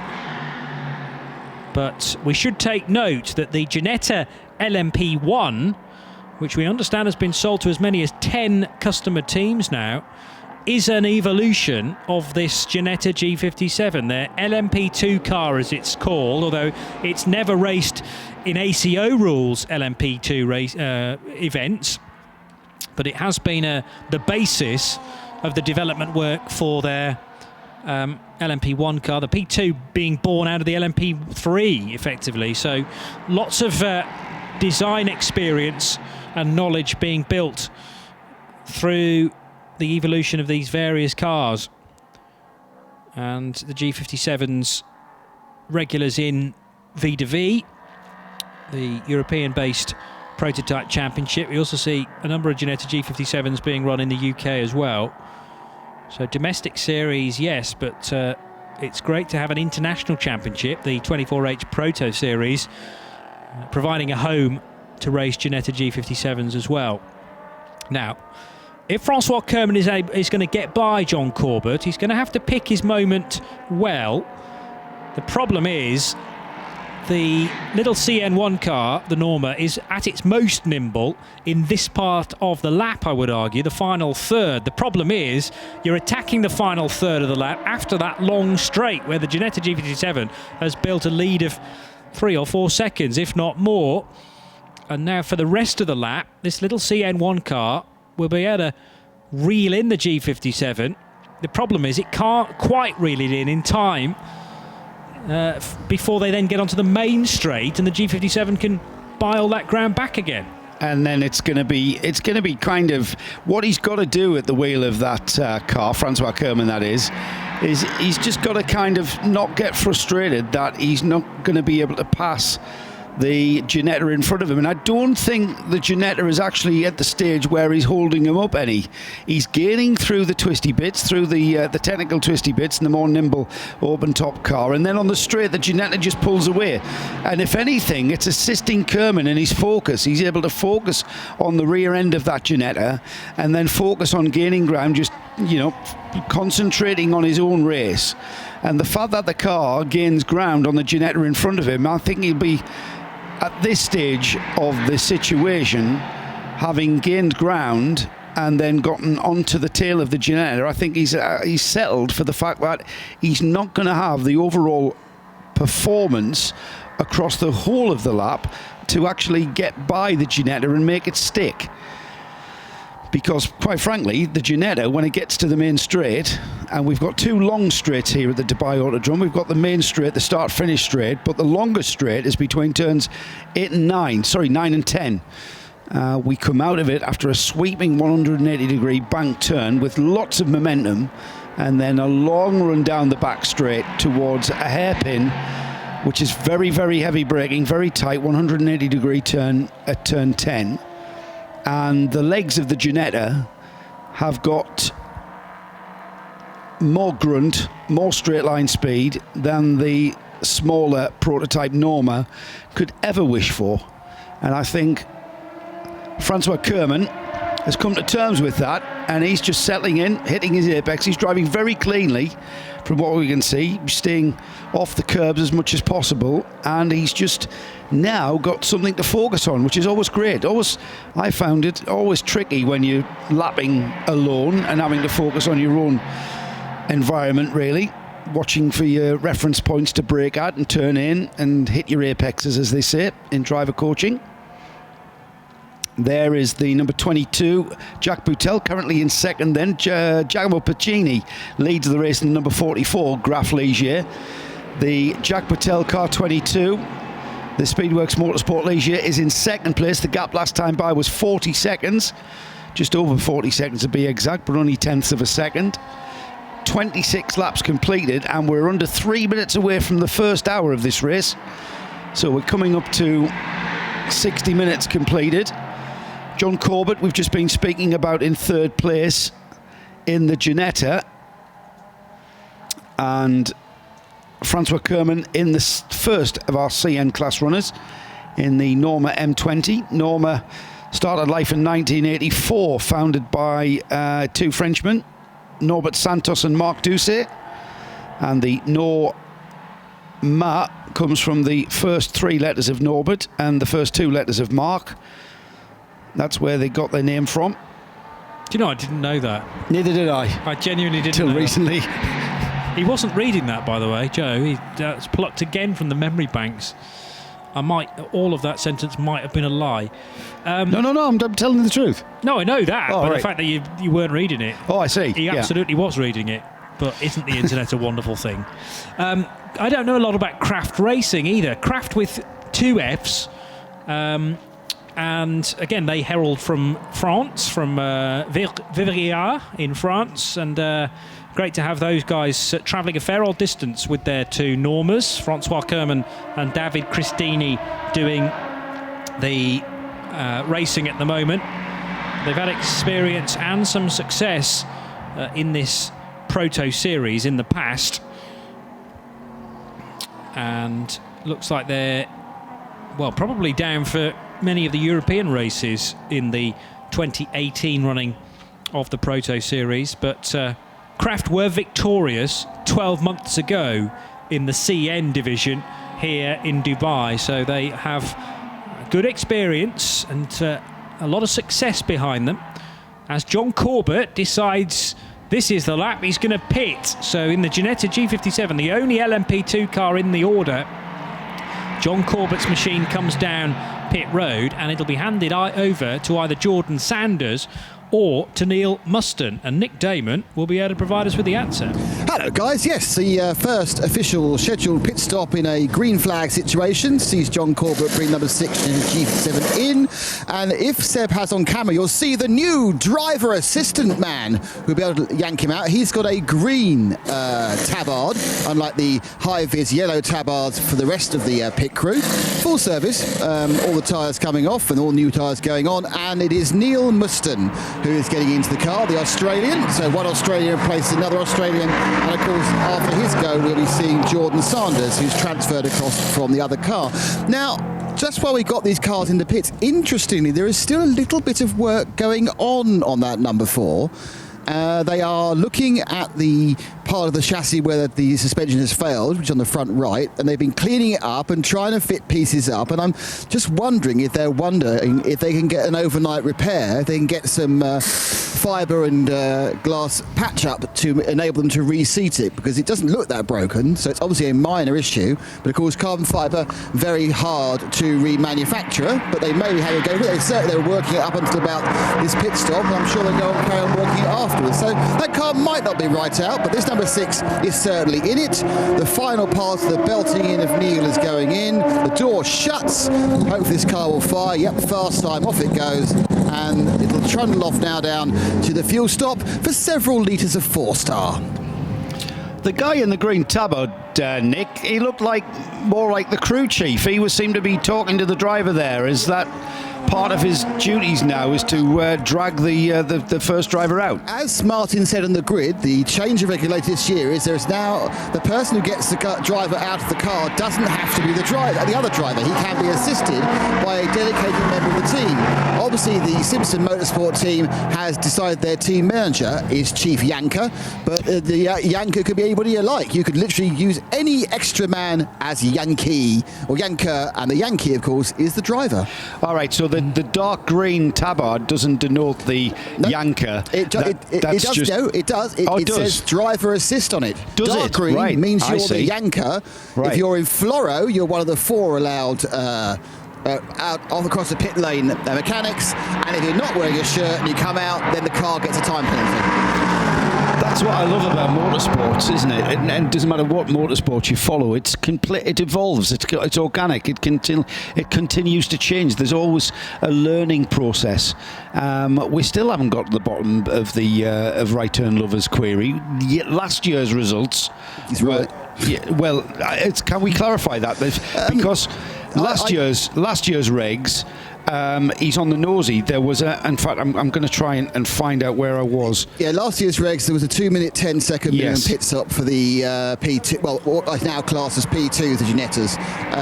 There is not one this year because they're in a different class. And he also pointed out, one of the other Twitter IRs pointed out that was what Ginetta said was one of the problems in getting heat soak issues during the pit stops, which is why several of the cars had problems. So they've all got better memories than us, but hey ho, we're in the sun. And Dominic, thanks for tweeting in, Dominic. The 24H series is proving that you do indeed only need 2 cars to make a race, and I can see from your comment you're enjoying this. We've got 2 more 3-hour races for you tomorrow. We're starting it at 9 a.m. local time. That's 5 a.m. in the UK. So hopefully, Dominic, you can join us tomorrow for 2 more races. And I've always been an advocate of that fact of only needing 2 cars. Nick? Hang on a moment. Hopefully, Go ahead. Seb is being cut up at the moment, and you can see the work that is currently going on the damaged number 4 car. They are certainly not giving up as lost. They've got some lights in there. They're trying to see if they can fix it. I've no idea if this is just something you normally do. Normally the chassis that you try to fix it on site tomorrow. We're getting an illusion, Nick, as you go into that garage. Are you disappearing in the garage, are you? Or are you... I am now garage again. So, but that was. Did you get the pictures there, boys? Ah, dear. A little bit like Davros, the head of the Daleks. As long as I'm the head, it's fine. I have managed to find John Corbett out of the actual car that's running. John, that didn't go the way you planned? Look, that's about, what a middle-aged gentleman can manage, I'd say. I'm a middle-aged gentleman, I couldn't manage that.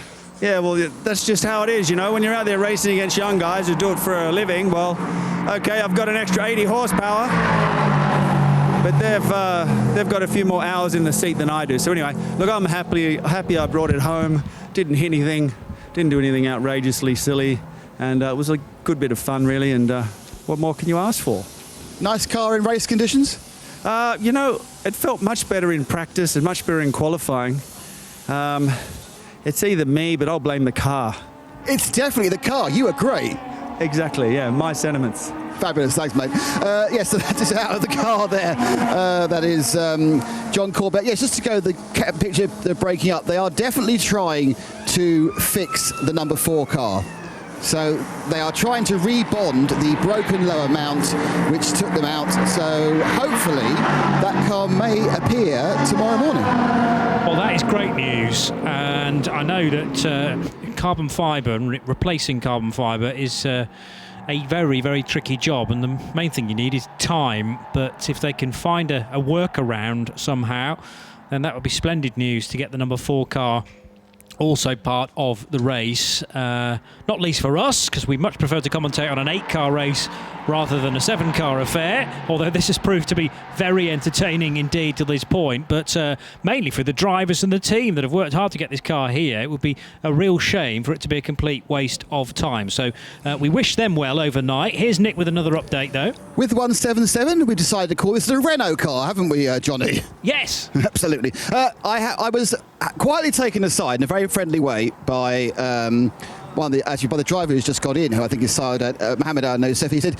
the car, yes, it's entered by the UAE, but we're all Q80s. Yes. It's a Q80 machine. So I looked at the entry list and not the drivers, and it is a Q80 team, so another Gulf state getting some driving game. Now, conveniently, as the car has changed over, Salim Al Nusif has worryingly got his helmet off too quickly. And just get ready. Salim, so how was an hour? Well, it was fine, actually. I didn't expect it to be. I had another half an hour in me. See, 20 minutes. Oh, we see Le Mans next year then. Yeah, I guess so. Yeah, I hope so, actually. The question is, how do you manage to keep your concentration and your focus when you're racing only yourself? It is quite hard. You lose sense of your pace when there's no cars around you. But you just you use this time to fine-tune your skills, try different lines, try different things. It's quite boring, but it was a good stint. I'm actually quite surprised. It felt good. It was easy, and looking forward to the next one. So you're already bitten by the endurance bug then. No more 20-minute races for you. Exactly, yeah, no more. Well, hopefully 24-hour races in the future. Excellent, because this is endurance, as they say. Well done, Nick. It's great to have getting 3 Kuwaiti drivers here with a UH Motorsport, getting our new tagline in. Strapline in. Absolutely right. This is endurance. Hashtag this is endurance. When you tweet us to our at Blackpool Johnny, at RSL Studio, at Bradders3078, I need to get those numbers in the right order, at RC Racing, just stick into your tweet if you've space. And of course, tweets are now, you can get double the amount of characters into a tweet these days, can't you? It's not like the good old days where you could only put 140 in. I remember the days when tweets were... I couldn't really say what I felt. Yeah, exactly. You ran out of words and letters. You will have room for this now. Hashtag this is endurance. Put hashtag this is endurance in, and that means we can find the tweets a heck of a lot more easily. Plus a little impress the bosses. I just want to say hello again to Dominic Window, who's listening from Australia, Johnny. So our 9 a.m. start in the morning is going to be the middle of the afternoon down in Australia. Yeah. He tells me. I didn't work that out myself. Thanks, Dominic. And great to have you with us. This is endurance indeed. And this being a 3-hour race, certainly endurance, but bear in mind we're timesing that by 3 as well. So it's effectively a 9-hour race in 3 different parts, because the result of this race forms the grid for race 2. So if you like, it's sort of pressing the pause button, although we will have separate results for each of the 3 races. It's not like a split race, which can be found elsewhere on the Creventic calendar. Some of our 12 hours, for example, later on in the year, are run over 2 days, and you do 3 hours on one day and then the other 9 hours the next day, or maybe a 4 and an 8. The Silverstone 12 hours, I understand from Nick Damon, is actually going to be a split race now, although they toyed with trying to put it all together as 112. Maybe the noise restrictions at Silverstone have prevented Creventic from doing that. We are going to see, I believe, the prototypes running with the GT cars at a couple of our events. I believe Navarro, and also, is it Portimao?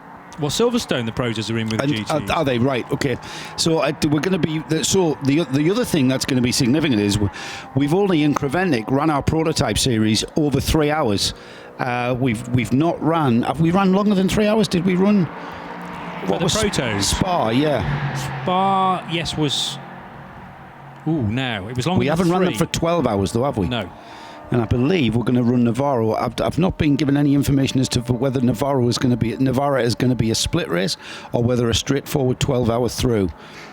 Whether that's been decided yet is sometimes not the case until we get very close to the time. So we'll clarify that, and for our own minds, we'll probably have that information. But it's going to be interesting to see these cars run over the longer races, and certainly at Silverstone, where we see them running with our other classes, our GT classes. By the way, Silverstone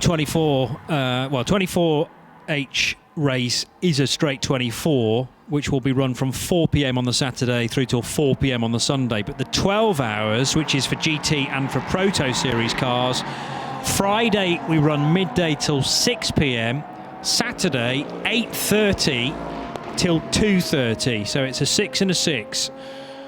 12 till 6 on the Friday afternoon stroke evening, and Saturday morning a restart at 8:30 through till 2:30.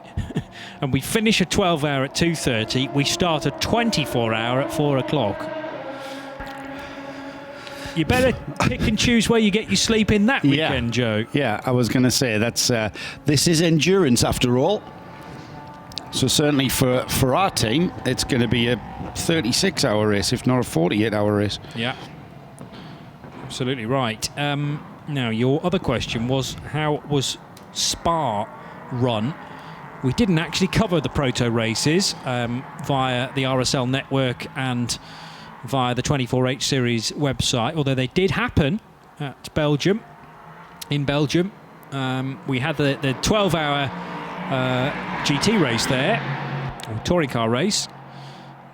Now, the Graf car, which leads overall, an LMP3 car, remember, after a cracking stint from Giacomo Piccini, has come in from the lead of the race, Nick. And it's a very standard stop at this moment. Michael Broncheski is getting in, and in with him is not Giacomo Piccini, but a burly mechanic with his green driver assist tabard on, so he will be the man allowed to grope around in Michael's nethers. He attempts to get the 6-point harness on. There appears to be a real struggle to get the seat and the seat insert sorted.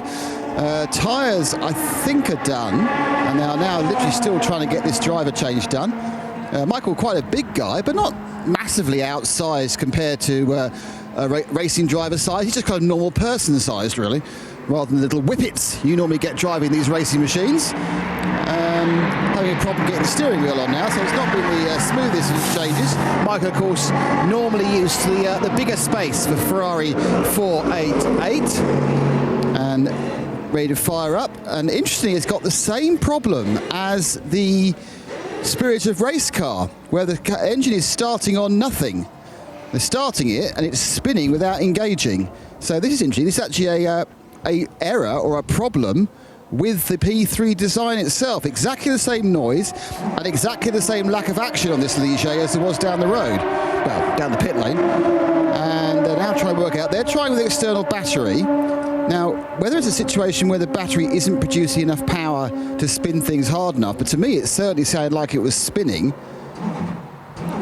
And this time now with the external battery, it sounds like it's trying to kick, but it's not quite starting. This obviously is the lead disappearing in front of their eyes. Hopefully, I'm not sure you get any sounds from Seb's camera, but certainly it's just not turning and engaging. And I'm wondering if they've got a problem now with it engages now. The whole thing's locked. Yeah, they're trying to find neutral now. So I think they may have got stuck in gear. Sounds like there's something odd has happened with these Ligers. If two of them have got the same gear drive issue, or a very similar one at least. It looks like the engine cover's coming off, and this is more than just a rocking situation. As they'll attempt to find what is the problem with the car that came in for the lead. Michael Bronczewski doing all the things you do when you're a driver coming to the lead, and the car's not stopping. He's raising his hands up, he's looking to the heavens, because this is not his fault. All he's man with hammer hitting a solenoid. Hammer onto extended wrench, whacking on something. This must be a known fault with these cars, because it wasn't even thinking about it. It went straight down to that extended spanner, and off you go. You whack it a few times, whatever was stuck is unstuck again. So this is where experience comes in.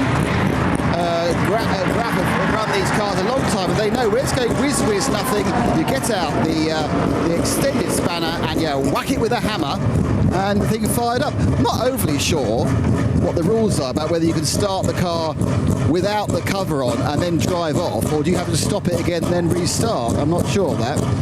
My guess is they're just going to go. They did start on the apron, so they'll probably run with that one. But that was a waste of about a minute and a half, perhaps even 2 minutes, with obviously what is a known issue with the engine and gearbox setup. Let's see if I can grab a word with Giacomo. Well, you brought it in the lead, and then you had some problems. Yeah, I don't know what happened. The car didn't restart after the pit stop. But yeah, anyway, we didn't lose too much. So other car having problems, so the race is still long. And yeah, it will be okay. The car is fine. The guys did a great job. Michael was very fast this morning, so I'm sure we can still compete for the win. How did you enjoy your first hour and a bit? Was it a good run? Yeah, I enjoyed a lot. The car is very nice to drive. It's quite fresh inside, so it's really nice feeling. Enjoyed a lot. You managed to get past a much faster P2 car as well? Yeah, of course, there was not the professional drivers. I took some risk, but I knew that if I would have wanted to overtake, I have to do in this point, because on the straight the car is much faster. It went well, so I think it was a good move. Giacomo, thanks a lot. So that's Giacomo Puccini from the Craft car, which came in the lead, was going to go out, not in the lead obviously because it's only 40 seconds ahead, but unfortunately it's a long way back after a startup problem. Yes, and that's something that Graf are going to have to stay on top of, together with the other Ligier that had problems, the Pier Giuseppe Perezzini Spirit of Race car that has had now 2 stops. Well, remember there was all that drama for Cretan Lendoudis with 2 spins. He then came in for a pit stop at the end of a tow rope, and that was quite an extended pit stop. Lendoudis handing the car over to Perezzini, but there were dramas as well for that other Ligier. Change of position for the number 6 car driven by Neil Muston, hurtling his way into turn number 1, and he got ahead of a car, but that wasn't for position, I think it is. I think it was that David Christini who was passing in the 97 in the Craft Racing Norma, because I think that may be a change for 3rd place, and he will click onto the same lap. I know they're a lap down, Johnny. You were right, mate. Yeah. He's put himself back onto that lap. Yes, it is magnificent, isn't it? So that's a bit of a recovery drive from Neil Muston, it seems. And also taking part in a recovery drive is the Pier Giuseppe Perezzini Spirit of Race Ligier. He's currently on 29 laps, so 7 laps off the lead lap in that car and 3 laps off the car ahead of it. Now he's lapping considerably quicker than the car ahead in 6th place. That's the Mohammed Al Nusif Radical, the AUH Motorsport car. Car 177 in 6th. He's lapping in 2 minutes 10, and the Perezzini, Spirit of Race Ligier, 2 minutes 59 last time through, so 10 seconds quicker, so it won't be long before we see the Spirit of Race Ligier moving up the leaderboard. A bigger Lotus Time Certain Clock also listening in down in Australia, and it seems that Australians are having a very advantageous time of our scheduling for our races here in Dubai, because it's all kicking off in the afternoon for them. So for a change, they're not having to stay up late or get up early for us. Yes, this race is scheduled to finish at 12:45 tonight. So I presume that's in the morning. South Australia, he's saying. Okay, well, it's nearly 20 past 10 in Brisbane right now. If you're in Sydney, I make it 20 past 11 p.m.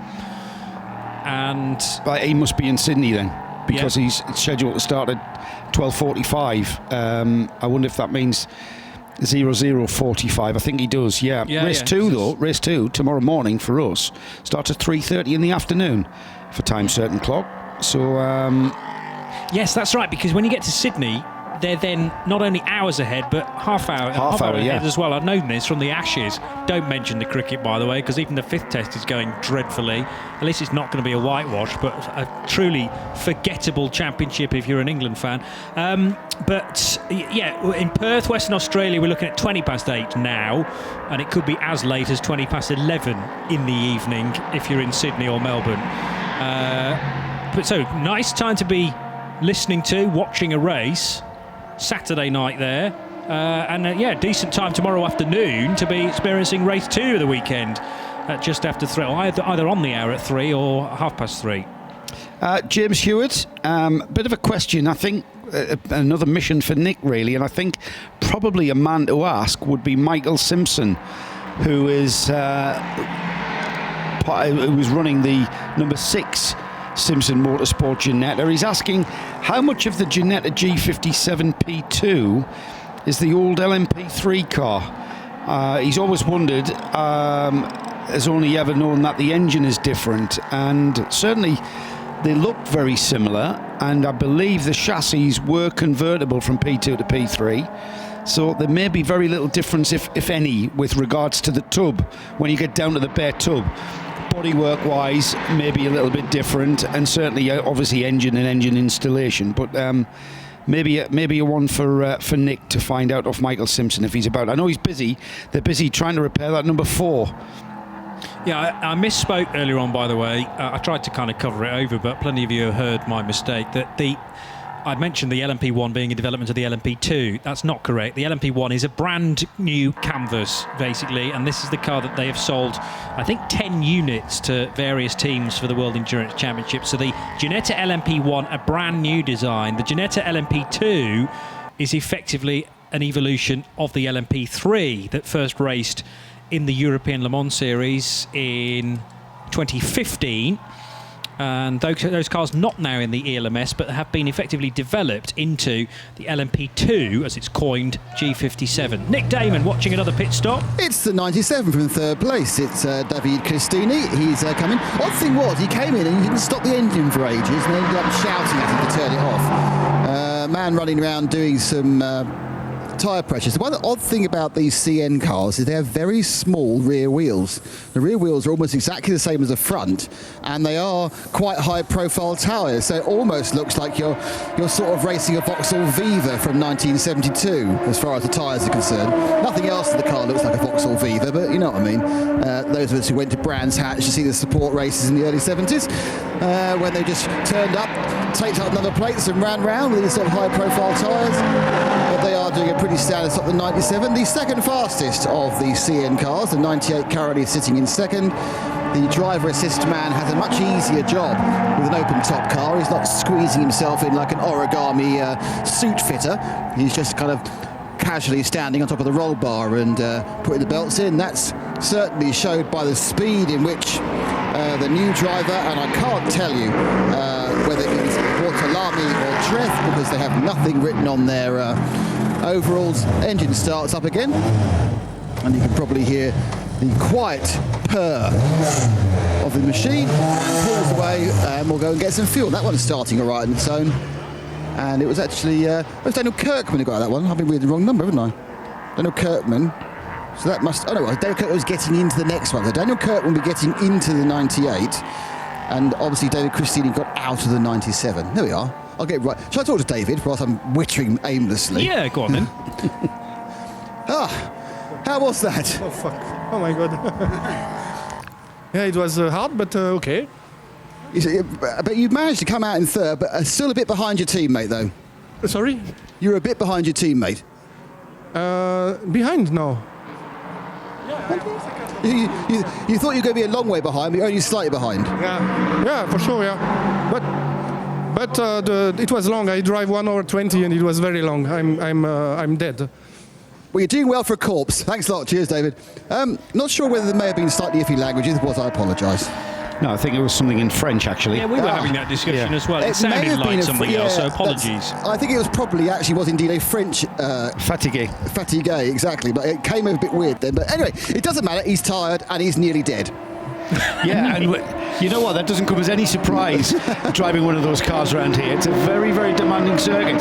It was demanding in our hire car and our track experience. So what it's like in a downforce sports car is just a phenomenal drive to be in that car for an hour and 20 minutes. That suggests that the Norma is much harder work than driving the Radical, because the driver of the Radical, who started that? It was Salim Al Nousif, wasn't it? And Al Nousif said, I feel fine. I've done an hour. It feels like I've done 15 minutes. I could have done another. Yeah, he's just playing the psychological game, isn't he? He's lying down now. I believed him. I fell for that hook, line and sinker. But he was convincing. The Radical motorcycle engine weighs very, very little. But I would imagine the Norma is a similar weight. What, about 750, 800 kilos? I think the Norma's pulling a lot more downforce, though, Johnny. If you have a look at the car and the way that the aerodynamics is designed, are designed on that car, I think it's a lot quicker through the turns and they'll be pulling a lot more G.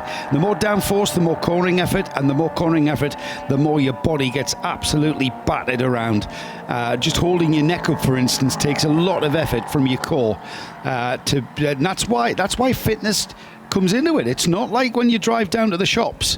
It's not like driving your road car in a race car. You are absolutely being abused in these race cars. And as Nick established at the start of the race, no power assisted steering. Even more so then on the Craft Racing Normas, on the Norma M20 full stop. So I mean, that is like, you know, spending a good hour in the gym, isn't it? Lifting weights. The amount of force that you have to put in to get this car turned around a very twisty Dubai circuit, actually. It is a tiresome place, this. Might not look much on the track map, but with so many medium and slow speed corners, you know, and you're hurtling down into turn number 1, you've got to get the thing turned in. And then that next sequence of corners where you're twisting left and right and left, and then the sharp right-hander at 7, it's going to take a fair old amount of effort to get the car turned in there, and then into the banked left-hander. That's only half the lap dealt with. You can finally have a breather on the straight between turns 9 and 10. We're getting towards half distance, Johnny. I know we usually do an hourly update, but it's certainly maybe poignant to bring you up to date with just how the field's looking. Stops, boys. Yeah, as I say that, we've got a visitor to the pits. Into the pits is coming the number 98 Norma. Yeah, we have our second place man, the 98 Norma, and any minute now we're going to get our leader in as well. So we're going to have a pit stop battle. So the 98 with... who's actually in the 98 at the moment? Because I know David Kirkman's getting in. Who's getting out? Francois Kirkman. Francois Kirkman. So it's a Kirkman swap going on for the 98. Francois squeezes out. Driver assist man puts in the seat insert, which is different for the two, I assume, brothers. Yeah, just say we're going to get the leader. The 22 Speedworks car is going to come in. Jack Boutel will get out, and Kay Van Berlo will get in. That'll be in half a lap, or even sooner. No tyre change for the CN machine, which, as Joe says, I'm sure is pulling a huge amount more downforce than the Radical, and that is almost, and has much kind of fatter, more aggressive sort of front end, which I'm sure is hard to steer with no power steering. To my left, the P3 leader is trundling down the pit lane, so it's kind of a battle here between first and second. They are, of course, separated by a lap, and they come in. Now, the interesting thing is going to be is where the 22 will come out against all this, because Piccini, who was running second, his car had that huge problem with the starter motor, and this car was out of sync anyway because it stopped for an extra glug of fuel during the only code 60 you had after about 25 minutes, half an hour of the race. Anyway, this is the Speedworks machine, the 22. Jack Butel jumps out like he's getting out the bath, no issue whatsoever for the young man, and gives me a smile which says, yeah, I could have done the other hour and 40, no issues. This is an absolute piece of easiness, he's saying. But obviously it's now a chance for Kay Van Berlo, the Dutchman, to prove him wrong. Now the interesting thing is, will this Ligier restart? Because the other two haven't. So will they be reaching for the long spanner and the hammer? Who knows, as the 98 car leaves the pits, having done its transfer of Kirkman's. They're ready to go. It's a good stop by the 22 car. They've got the tyres down. The engine fires first time, so definitely advantage the Speedworks machine compared to the other leaders in the field. Also, they're ahead of the Ginettas, so that's we come up to just about halfway, looking rather good for the 22. And I'll just see if I can go a quick word with Jack. He's kind of high, they've kind of got the shutters half down to. He looks a bit hot, thankfully. I wouldn't like if he didn't look hot at all. Oh, he's even remember put his look at this, professional. He's putting his uniform, beautiful, putting his overalls back on again, half on. Anyway, so we're taking him out in the sun for it looks pretty. Basically, I'm taking him out the sun, so everyone back at home knows I'm in the sun. Jack, thankfully you are looking a little bit tired. Yeah, that was it was good. I enjoyed that. Just it was Was that a longer stint than you were originally going to do because you took some fuel at the code 60? Yeah, I got told halfway through that I was going to be doing, I think, an hour and a half instead of an hour. So yeah, I wasn't expecting that, but yeah, I just had to keep going and just try to find a little bit more than I was at the beginning, which was pretty hard. But yeah, I managed to do what I did, and fingers crossed it's enough. And he grabbed the lead quite quickly from a theoretically faster car. Yeah, I just made a move down the inside and managed to get it. And fingers crossed we stay there and we end up winning the race. But yeah, it's good. And how long? I mean, how long can the car run on a tank of fuel? Will it still need to stop again, even if it doesn't need to change drivers? Yeah, I think so. I'm not quite sure how much we got left, but yeah, I do think we need to put some fuel in again. But yeah, we're just going to have to see how he does and go from there. Jack, well done, mate. I'm pretty sure he'll be joining me on the podium because everyone's on the podium. Yeah, let's not detract from the effort, though, that these guys are putting in there. It's very, very hot down there, as Nick has described. And we are seeing some great effort from our drivers, clearly working hard there, Jack Butel, to take the lead of this race, the first of our 3-hour races, and we are at the half-distance point. So let's have a bit of a rundown from the whole field. Jack Butel, as we said, car 22 leading, 42 laps completed for him, and into the pits there, our second-place car, number 98. That's the Craft Racing Norma. Great to see a CN1 class car getting up to second overall, 41 laps completed. Behind them in third is the first of our P2 runners, in fact our only P2 runner now. Hopefully we will see the sister car of this, the number 6 Neil Muston driven Simpson Motorsport Ginetta in third. Hopefully we'll see the sister car number 4 out tomorrow. They are repairing that car at Simpson Motorsport. Fourth place, Regis Treff in the Craft Racing Norma. Car 97 is in fourth. He's on 41 laps also. Michael Bronaszewski in the Graf Ligier. Problems for that car at the last pit stop. A starter motor problem for the number 44 in fifth place. And we should see that manifest itself again, no doubt, without any kind of servicing going on. We'll sort that problem out with a new starter motor tonight, though, I would have thought. That car currently in fifth place on 40 laps completed. Sixth place is our third place CN1 class car. That's the AUH Motorsport Radical, and it's Mohammed Al Nusif at the wheel of the 177 in sixth. And then the ever recovering car 48 Spirit of Race Ligier of Pier Giuseppe Perezzini. He's on 36 laps, and he's closed the gap to just 2 laps now to the Radical ahead of him. And that car had a troubled start to this race, and we see Perezzini, nothing to lose now, driving that car as fast as he can make it. 7 cars in the field. We started with 7 cars, I should say, and we've still got 7 cars, and that can only bode well going towards the first or the second half, I should say, of this 3-hour prototype race. Just reminding myself about results from 12 months ago. There were 3 3-hour races held at the Dubai Autodrome at the start of 2017. And P2 wins came from Century Motorsport, 2 of them, and the other coming from Optimum Motorsport. The P3 winners were Graf on 2 occasions, winning races 1 and 3. Although the Graf drivers from last year are not back for a second year, so very different looking driver lineup. The other win coming for Cox Racing. Peter Cox and Nico Pronk were here 12 months ago. And in the CN category, there was a win in the second race for Craft Racing and their Norma M20 FC. In fact, it was Daniel Kerman and Francois Kerman, joined 12 months ago by Jean-Charles Perrin of Canada. So they took the win in the second race of the 3 last year. The third race was won by AUH Motorsports, again with a different driving lineup, but that was in the trusty Radical, the SR3, and AUH Motorsports getting a home win in the third race of the weekend.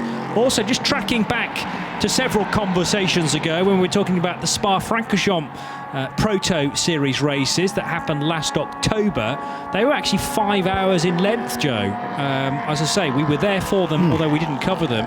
And I seem to remember there was a Friday race and a Saturday race, and each of them 5 hours in length. So they'd actually got through 10 hours of Proto Series racing in Belgium. The Navarra race is going to be a 12 hours continuous race, and that's the first time we are certainly going to see them run at that length of race in the Creventic series. And it'll be a 9 till 9 race, I understand. So starting just as soon as you can at the Navarra circuit at 9 a.m. and all the way through into the evening and into the darkness in Spain. So 9 till 9 Spanish time. Adjust that accordingly wherever you are due to be listening to that. That's a race that will take place something like the third weekend of April. It's the 20th, 21st and 22nd of April, the first ever visit for the 24H series to Navarra. We've been to Barcelona in the past, but never to the Navarra venue. Over the line goes one of 2 Craft Racing Normas, and up to second place now, Daniel Kerman. So CN1 leader, yes, but trailing the race leader, Neil Muston, by only 54.4 seconds. And that little Norma is kicking on. Daniel Kerman thoroughly enjoying himself, just doing a 158.3 on that lap. The race leader's doing 157s, which is faster than John Corbett's speed. But I think probably the fastest driver due to be in the number 6 will be Jordan Sanders, I think, and a man I know not a great deal about, but I do expect him to be a bit quicker than the 2 Aussies. We've got a car stranded on the track, Johnny. It's the number 22. The Speedworks Ligier has come to a halt. Can't quite tell where that is. Is that outside of turn 6?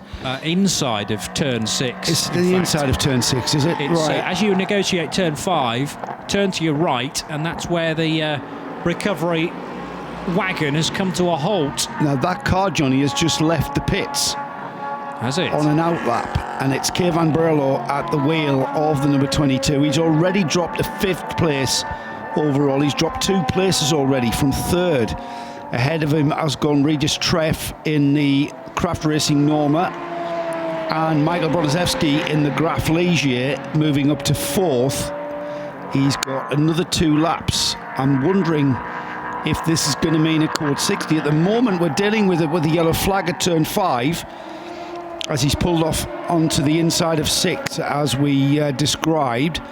Now, I would imagine, I'm not aware of any kind of shortcuts. Now, we may be, no, certainly not on the inside of turn 6. To get him back to the pits, I'm going to be amazed if we are able to do that without the use of the code 60 regulation. Remains to be seen. But the number 22, Kay Van Berlo, now at the Speedworks at the wheel of the Speedworks Ligier, is on the end of a tow rope, and our safety team are dragging that car back. Not quite sure what the problem is with the car. It's ground to a halt. There's certainly nothing apparent on the car. It doesn't look like it's had an off, so to speak. Now, what this means is we've got our second and third place cars now closing up together on the track. And in second place overall is the first of our CN1 class runners. And in third place overall, right behind him on the road, with hardly anything in it, is the number 97 Craft Racing Norma. We are managing to recover that number 22 using the off-track areas which are tarmacked here at Dubai.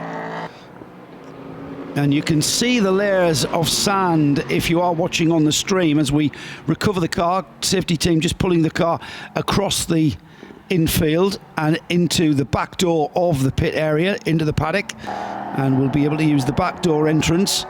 You can just see how sandy and dusty it is offline and off the track there. Layer upon layer of dust and sand here in Dubai, understandably. And this will be quite a new experience for Kay van Berlo, because Kay only 17 years old, and this is his first experience of car racing. He's a karter by trade, and appearing at Dubai effectively as his motorsport debut in full-sized cars from Vegel in the Netherlands, and Van Berlo coming unexpectedly to LMP3 racing. But I'm not sure what sort of training he's done in the lead up to this event, but Nick needs to, at some point over the next hour and 20, or indeed tomorrow for the 2 3-hour races, have a quick word with Kay van Berlo to find out what he thinks about an LMP3 compared to the karts he's been racing prior to this. Here is Nick. With the 48th Spirit of Race, which is him doing a standard pit stop. They were out of sync after the problem that their Greek driver had. Their full service of tyres.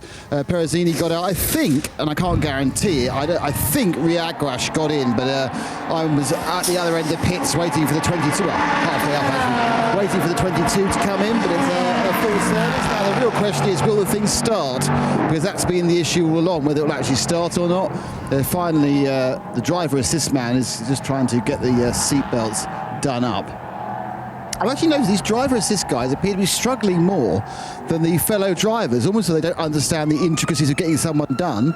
And they're having to do the rocky thing again. They're having to rock it to get it into a part, and the second rock worked. The starter motor's engaged, the 48 leaves, and as the 48 leaves, I look to my right and I can see a red truck with yellow hashings on the bumper, and that is towing in the erstwhile leader, the 22 Speedworks car, the car which we were talking to Jack Boutel saying how well everything was going. Well, it went well just until after they fueled it, and then things stopped. It does appear that Ligier is not fond of getting warm and heat soak at this particular level. All three cars now have had a problem, and this one is the second one to be dragged under with no power. What the problem is, because no power is pretty nebulous and there's all sorts of issues there can be, we'll have to wait and find out. They're going straight on the dolly jacks. There's no attempt to work on it in the pit lane. And we'll see what the issue is from the team, and have a word with Kay van Berlo about how he enjoyed his first 3 corners of a car experience in a couple of moments. Thanks, Nick. And if there's any team knows how to react to adversity, it's the Speedworks guys, because they were grounded in British touring cars, where you haven't got much time to put your damaged touring car back together between the 3 races that we have as the format of British touring cars. So Speedworks, a familiar name to all our British listeners.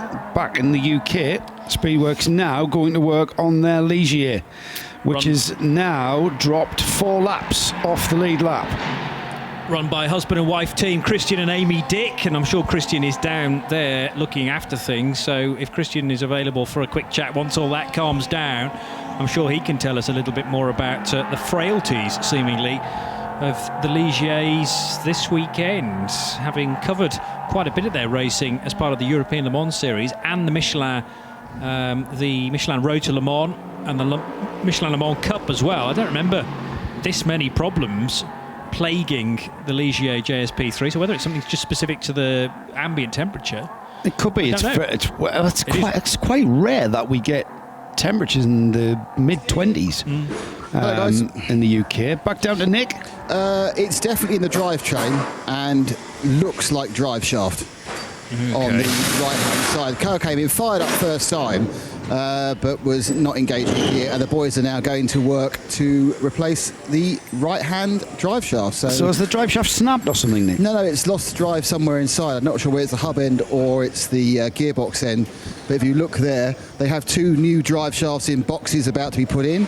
The engineer recognised it instantly as a drive shaft issue. I can't tell you which end it is. My guess is it's more likely to be the output than the input, but that's just a 2/3 to 1/3 guess.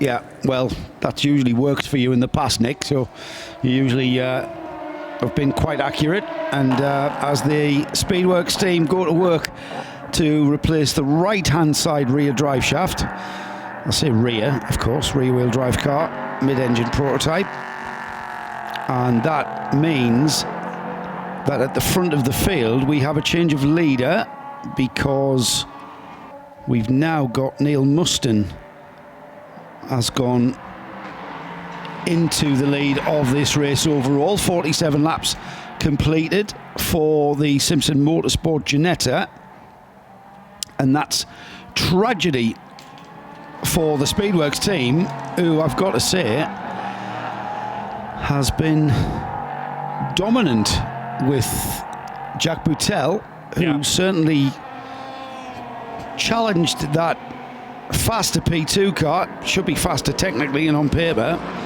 and now that car finds itself in the pits with a broken drive shaft. Kay van Berlo, the unlucky recipient of that, will be able to argue with Jack Boutel as to who was the what was the cause or effect from that. But Speedworks, like I said, very experienced race team, knows how to be well drilled and disciplined, and I'm sure they'll get that car back out. But what this means is we've now got a battle developing with just under 15 minutes to go to complete 2 hours and 2/3 of this 3-hour race. And at the moment we've got Neil Muston in the number 6 at the lead of the field. Now when that car pits next, I believe we are going to see Jordan Sanders, who is down to drive the number 4, but because of the demise of that car, we're seeing Jordan Sanders having a go of the number 6. Michael Bronzewski, a very quick driver indeed, actually lapping quicker than the lead car at the moment in the number 44. And Michael, having completed 47 laps last time by, he is lapping slightly quicker than the lead Ginetta in his Ligier. And down in third now, the 97 Regis Treff-driven Craft Racing Norma is on 47 laps completed. So second, third, and indeed fourth place cars on the same lap, having completed 47 laps.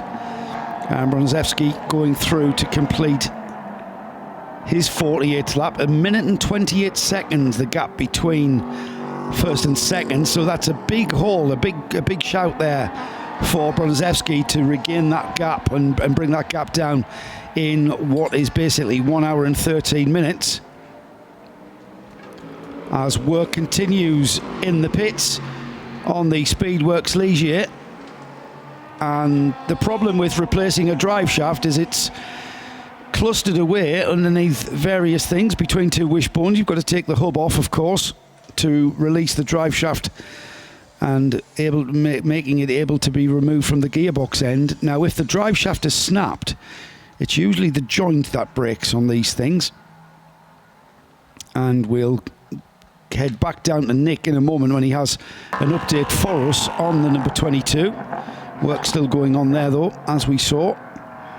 And another car that's in a recovery phase is the Marco Ciocci driven number 48 Ligier. Marco Ciocci now at the wheel of that number 48 and recovering from an absolute nightmare of a first stint, dropping that car down to the back of the field for Spirit of Race. 41 laps complete, now just off the... Now he's gone on to the same lap as the car ahead of him, which is the stranded number 22 car being fixed in the pits. There we're talking about 6th and 7th right at the back of the field now for those two. So is now technically ahead of the 22, but until it completes this lap 43 it won't be shown on the timing screen as in 6th position, but set to inherit that place. Looking at the history of the leaders in this race, we've had plenty of lead changes actually. 3 different cars have led, and I make it 4 different changes of lead. John Corbett led away from the line at bang on 3 p.m. We're now homing in on 5 p.m. Another 12 minutes and we'll be at 5 p.m. local time. But at 3 o'clock it was John Corbett who led from pole. Jack Butel, though, on that opening lap, took the race lead for Speedworks Motorsport in their Ligier JSP3. So car 22 led lap 2 all the way through to lap 18. There was then another lead change, and Giacomo Piccini came out at the head of the order for Graf Racing. He led from lap 19 through to 34. Jack Butel back into the lead, laps 35 through to 42, and now Neil Muston leads the way with 50 laps up. So the LMP2 car back to the fore, the Ginetta G57 with Australian driver Neil Muston piloting it, leading by, we'll tell you the margin just as soon as Michael Broniszewski crosses the line for Graf. And here is Broniszewski just heading through the right-hander at turn 15. And now into 16 with the gap going to be probably well over a minute now between Neil Muston and Michael Broniszewski. It is, what's that, the 44 car that we saw go through? No, beg your pardon, that was the 48. I was misidentifying it. See, when the sun glinting off that car, the green looks very much blue and turns the green, red and white livery into a blue, red and white livery of Graf. So where is 44 and Michael Broniszewski then? He's trailing the race leader by about a minute and a half now. Yeah, it was a minute and 28 to be precise, Johnny. He is lapping quicker though than the leader, so I'm expecting that gap to come down ever so slightly, lap on lap. But whether, with just over an hour to go now in this 3-hour race, we're getting down to the final third. Who can tell though? We've had attrition, would you believe, with these cars. We've had starter motor problems, a drive shaft now gone on the 22. Starter motor problems for, was it the 44 that had the starter motor problem? It was the Graf car, wasn't it? Yes. Yeah. And now we have Neil Muston, who continues round and continues in the lead. 51 laps now completed. Just making...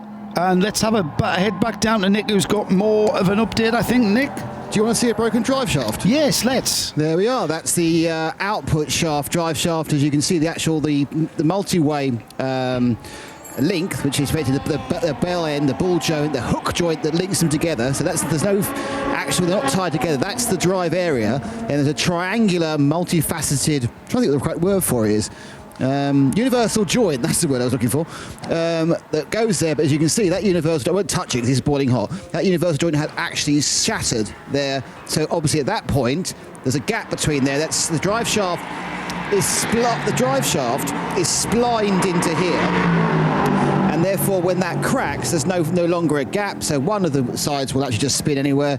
And even though there is limited slip differential on these things, they will get a small amount of drive from the left-hand wheel. It's just going to destroy the whole gearbox. You have to stop, get towed back, you replace that thing, and of course, when the thing is a complete circle, it hits on the spline drive shaft, and they replace the whole thing. So that's it. Now, they don't actually need to replace the other two parts of it, the drive shaft itself and the input shaft, the hub. But obviously, it's always good practice to replace all bits in one go. It won't take too much, but that is a mechanical failure from lots of power over lots of time. Finally, the metal went, I'm very fatigued and I'm stopping. I think round of applause. A universal joint isn't like a CV joint, is it? That's a different thing. It's very similar. But do you know what? That is a brilliant thing, because the difference between a constant velocity joint and a universal joint is the source of many arguments. Is it? It's a joint. Yeah, but I'll go to Wikipedia sometimes just to watch the constant velocity joint go round and round. I'm mesmerised by that. Also, don't forget, there's another, and a more basic situation, called dog bones, which tend to be dry joints doing the same job. The same job, which is taking the power from the gearbox output to the hub where we want to be. So your basic one is a dog bone, then you go to a universal joint, and then a CV joint is more often used in the front of a car where it has to steer as well. Yes. Yeah, good point, Nick, and very well presented. I forgot. Basically, it's just the same as stuff on an RC car, but like 50 times bigger. You always say that. You always do say that. But I tell you what, round of applause to Kay van Berlo, who's avoided a catastrophic effect of that broken joint, UJ or CV, it may be, but he did avoid a catastrophic problem there, because as Nick described, when that thing breaks up, it then can destroy the gearbox casing, the diff casing, bits can go back into the diff, if the drive shaft breaks, and all sorts of things can happen. So he did very, very well. Fastest lap of the race, guys, Marco Ciocci in the Spirit of Race Ligier, 1 minute 55.5. And he has certainly opened that car up now, having moved up to 6th place because of the problems with the Van Berlo Speedworks Ligier. Gap at the front of the field. We're just waiting for our 2nd place car to cross the line. And there he goes, Michael Broniszewski in the Graf Ligier. He's got the gap down to 1 minute and 23 seconds. He's still lapping on average about a second and a bit, almost a second and a half last time by, but he's lapping consistently a second a lap quicker than the leader, Neil Muston. So get the slide rules out. It's not as easy to work out because we've got pit stops to contend with, but at the moment, the fastest car on the track at the moment is not the leaders, it's the 6th place car of Marco Ciocci, car 48. Not altogether surprising for the 42-year-old Roman, who has been around the block for many, many seasons, usually in a GT car, but clearly he can lend his experience and talent to a prototype as well. Nick Damon is still in the pits for us. I know, and the leaders join me. Neil Musto is straight into the pits, and he will get Jordan Sanders, the man whose name is not on the door of the car, because he has replaced Mark Simpson, the Ginetta. Mike Simpson. He's replaced Mark Simpson, who I believe was Ginningham's manager for a few months, if I'm honest. So, he's replaced somebody. Mike Simpson. He has replaced Mike Simpson, though I'd like him to replace Mark Simpson. Though Mark Simpson has been replaced by Steve Lovell, and things are going much better, thank you. Anyway, Jordan Sanders is definitely getting into the car. You're not going to lose this weekend, are you? No, guaranteed at least nothing. As the game's been called off because we're out the cup and our opponents aren't. Go the Shrews, the mighty Shrews, who we beat at Wembley in the playoff final for the Division 3 a few years ago. Did you? Yeah. Beat Shrews. This is all good stuff. I know. Fascinating. I was there.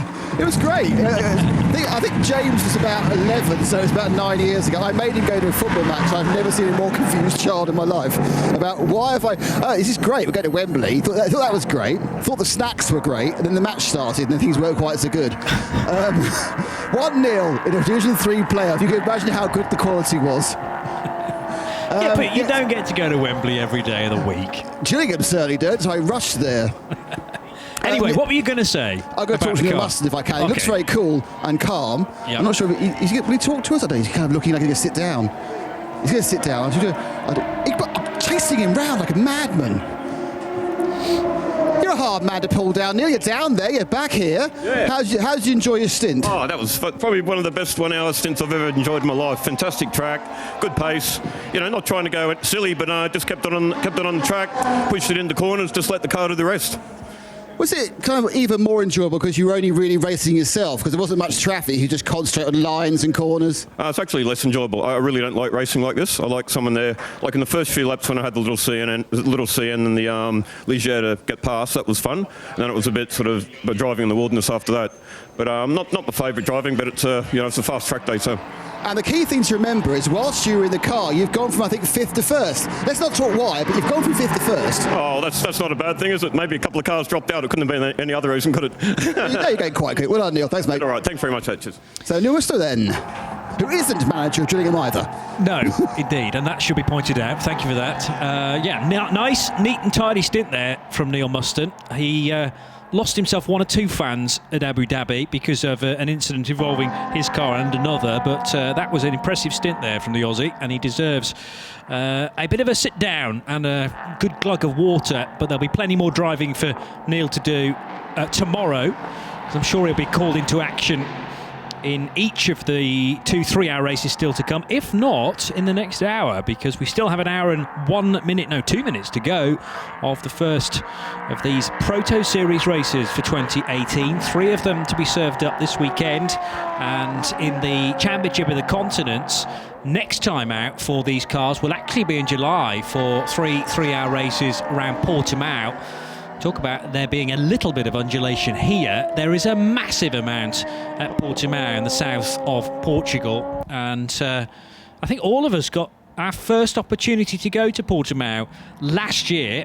I wasn't there for the Creventic event, but Joe and Nick were. I got the opportunity later on in the year, and still that's been a highlight for 2017 for all of us, I think, to actually see Portimao in person and to realise what a roller coaster of a place that is. So looking forward for the Proto Series races in July, and their Championship of the Continents season comes to a close next November of this year for the COTA event, 3 3-hour races in Austin, Texas. There's also the European Championship, which will take in Silverstone, Navarra and the races at Portimao. But having handed over the number 6 car, Neil Muston now takes a well-deserved rest, and Jordan Sanders has the responsibility of probably bringing that Simpson Motorsport Ginetta home. So settling back for an hour-long stint is Jordan Sanders of the UK.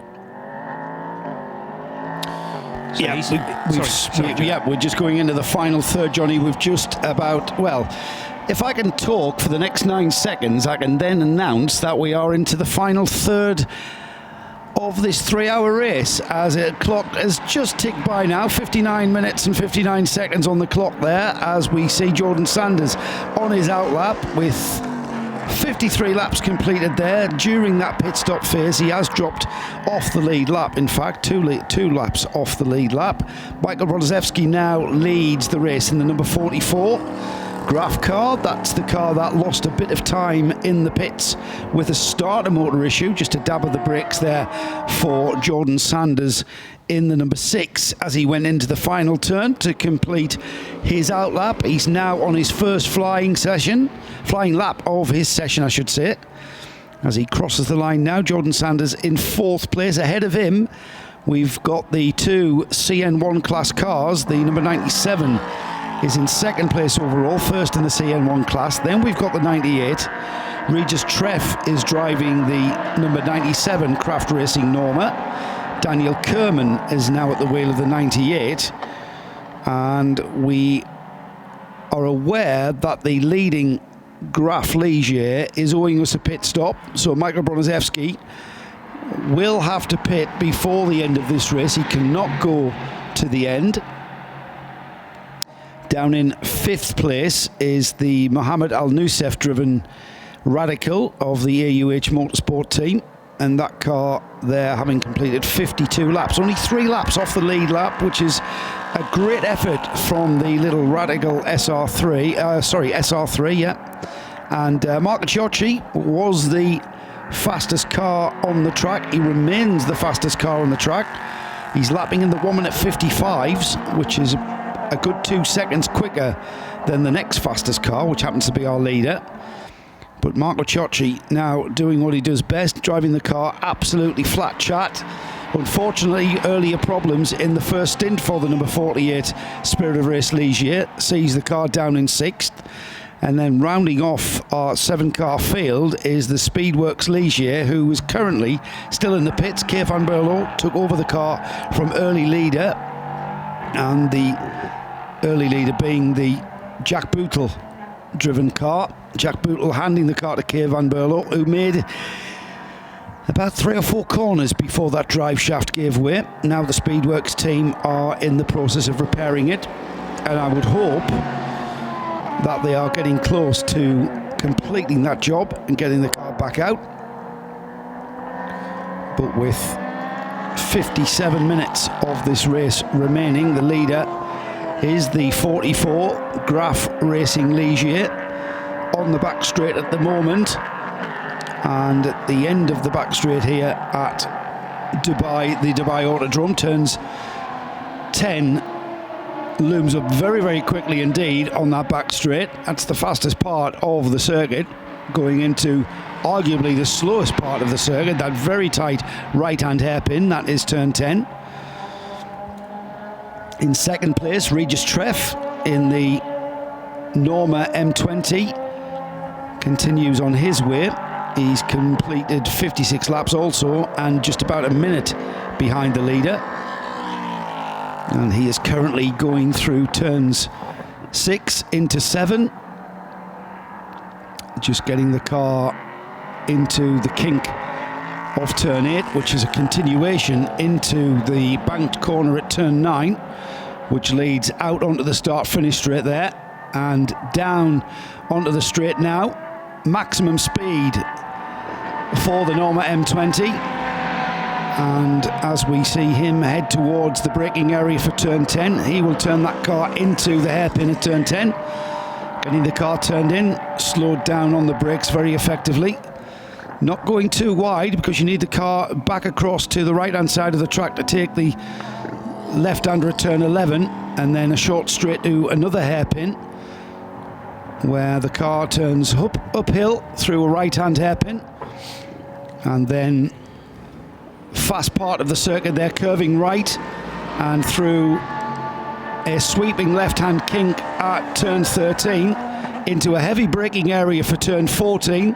Another 180-degree turn as the third-place car of Daniel Kerman into the pits has come the Craft Racing Norma from third place and Nick Damon. Yeah, I think this was a planned thing. I think they mentioned it on the grid that they were going to run an hour and a half, then half an hour, then an hour, because they only need to fuel once, these CN cars, big tank, good fuel economy.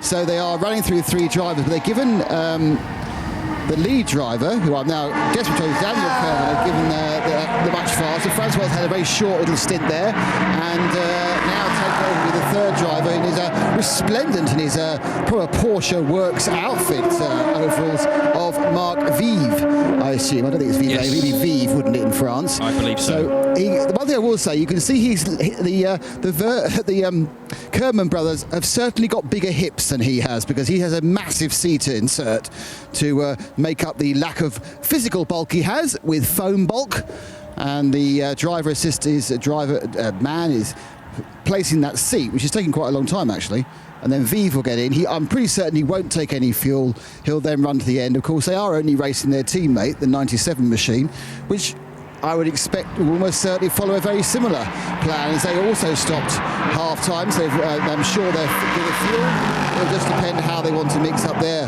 2 second drivers, who are of course in 97 it's Regis Treff and Max Bortolami. So we'll see in 97 in a minute. But this is a very leisurely stop. Obviously this 98 car comfortably ahead of the 97 when this stagger unwinds at this stop, and God, this is like seat belting in slow motion. This is the same amount of urgency as I have when I'm trying to thread a needle. I know it's going to take my lifetime to do it. I did some sewing before I came here, by the way. I had to sew pockets that had broken. I decided I should give little vignettes of my life with every pit in from now. You've got my Gillingham vignette, now my sewing vignette. So I think it just pads it out slightly. So maybe you could stitch your broken rucksack back together then. I do have to. Well, no, it's the zips failed. I need to cut the rucksack so I can re-thread in the zip at the bottom again, and then I need to find a way of making sure it doesn't unthread again, which may involve duct tape. Yes, just as long as it doesn't involve any crocheting. No, that's complicated. The hooking that really is advanced embroidery, isn't it? Not really embroidery, but no need for a lump hand with a rucksack, but I'm sure I'll find one. 98 back underway. No need to refuel it, as Nick suggested, and Marc Vive after a really very relaxed, chilled out pit stop. No hurry there. I'm trying to fathom why they were so relaxed about that pit stop. Have they kind of settled for second in class? Because surely there's inter-team rivalry there at Craft Racing. Yeah. And they were very close to their sister car, the 97 car, and they were in a third place overall. The seat insert for a long period of that pit stop was taken up just trying to get the seat insert past the roll cage, as far as I could gather. And if it is that easy to just whip a corner off one of the foam inserts, why would you not do that rather than having to squeeze it by the tubular frame? It might stabilise the shoulder area of the seat, though. That's the problem. yes, but then it's a kind of weighing up of, do we spend another 30 seconds trying to force it into the car or compromise some of the driver's comfort over the stint? Anyway, that's something else for them to practice, I suppose, during tomorrow's race. You're right, Johnny, and is it comfort or is it ergonomics? So I think it's more ergonomics, really. You've got to be comfortable, you've got to be balanced in the car. But if you're going to faff on, let's call it, to the extent where you're going to cost yourself an extra 30 seconds, then really that needs addressing, doesn't it? Yeah. Just to shave a little bit off it. Anyway, Marco Ciocci's not hanging around, as we've discovered. He's the fastest car out there at the moment. Last time around, he set another great time. In fact, this lap it was, rather, his best Sector 1 time, needing to be careful that perhaps Mark Vieve doesn't share his level of experience, and Vieve just getting used to the car now in his opening stint. Marco Ciocci well into the groove of his, but there's an opportunity to get by. Just a quick look over to Mark to know exactly where he is as they head into the braking area for turn 1, but Marco was well clear of Mark Vieve into the braking area, and through he goes. Marco Ciocci still listed as 6th place though for the Spirit of Race car. So much time was lost earlier on in the race. That car, number 48, has now done 53 laps and therefore trails the leader, the overall leader, by 6 laps rather. And is that a fair comparison? Yes, because Michael Broniszewski is in a Ligier JSP3, exactly the same as Marco Ciocci. The sun is certainly sinking towards the horizon, and I have information to say that the ambient temperature has dropped to 20 degrees. I know Nick Damon's still out there. Part of the pit lane, certainly not the garage doors though, are now in the shade as the sun comes behind the grandstand on the main straight. Now that's going to get Nick. Can you give us more of a weather report than I can see from out the window? I can. It is cooling off, but it's a bit muggy. It's quite muggy. Is it really? Yeah. Bit of mug in there. The 177 is in the pits. That's the Radical, the Q80 3x3H drivers. And the third one, who I think is... I know who got out? Mohammed got out. So I think Mohammed Al Nusaf got out. So I think Mohammed Al Hassawi is getting in. Unless I got that the wrong way. By the way, I hope it doesn't get dark. Because if you look at this, on the Radical, I'm not sure how effective these particular headlights would be. They look very pretty, but yeah, they've got 50 minutes. Where are they pointing? Well, they're stickers. They're sort of pointing anywhere. So, yeah. Oh, they're not actually lamps? No, could you not tell? They're stickers. No, I couldn't tell. Oh, they look pretty good to me. The aging eyesight of the ex-copper. I didn't see nothing. Didn't see nothing. And where's my brown envelope? Let's go and have a word with Mohammed Al Nusif. Hang on. Mohammed, how are you? How did you enjoy it? Well, it was fun, but I was alone most of the time, so I was just honing the craft. It's the first time I do, I don't know, an hour. How long is it now? About an hour. Okay. Yeah, over an hour. It's the first time in a Radical over an hour. It feels fine. I can do more, but I didn't know I could do that much, so it was good. Well, the question is, how are you going to feel tomorrow, isn't it, when you've got to do it again twice? I hope we have enough conditioning from the past 2 weeks, and with the 12-hour kart race, I hope that helps a bit with the soreness, but let's see. We'll try our best. I hope to see you tomorrow for the race, because with the third driver, we'll take it to the end. Yeah, the sun is coming down, so those fake headlamps, if this race was going much longer, would definitely be needed.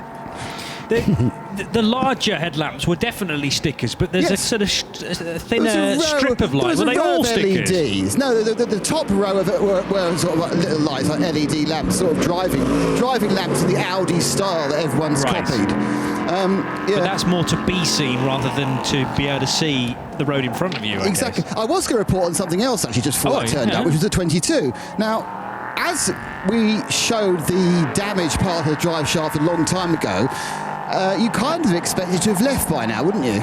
Yes. It's not. It's still being worked on. There was quite an amusing part, which I'm going to have to say now, not in the garage, so they can't hear me. There were three mechanics scrabbling down right deep in the engine. and one of them was using the new tool, which I'm going to add I'm adding a fourth tool. I'm adding it to tie wraps, duct tape, and the 4-pound lamp hammer. It's called the iPhone torch. They were using the iPhone torch, and I thought, oh no, there's some sort of, they've sprung a leak at the bottom of the gearbox. Oh, the sensor's gone wrong.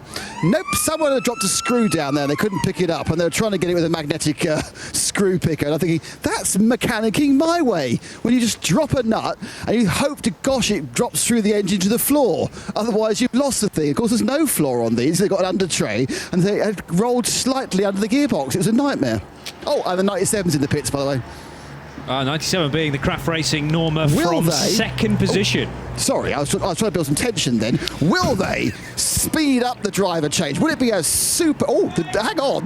The replacement driver jogged out to the car.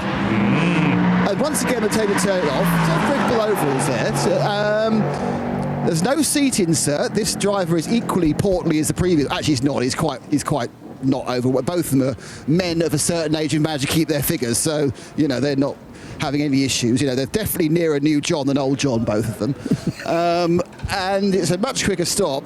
The driver man has already got the second one. Having a quick look at the rear left-hand corner, I've got Seb back from the post-mortem on the 22. Out goes the... Oh, no, I tell you, the very skinny, very thin little driver inserts come out. So this man is slightly less... Oh, no, look, now... Once again, the driver assist man is leisurely walking into the car. They haven't started the seatbelts yet. And they have got a slight problem here on the rear left. I'm not sure if it's a... I think they're trying to... Is it a transponder? I think they're trying to put the transponder back in again. That's the little... Oh, no, they have to get the transponder off, because what they've got is they've had a failure of the mounting for the rear brake duct. So there's a brake duct. There's kind of like...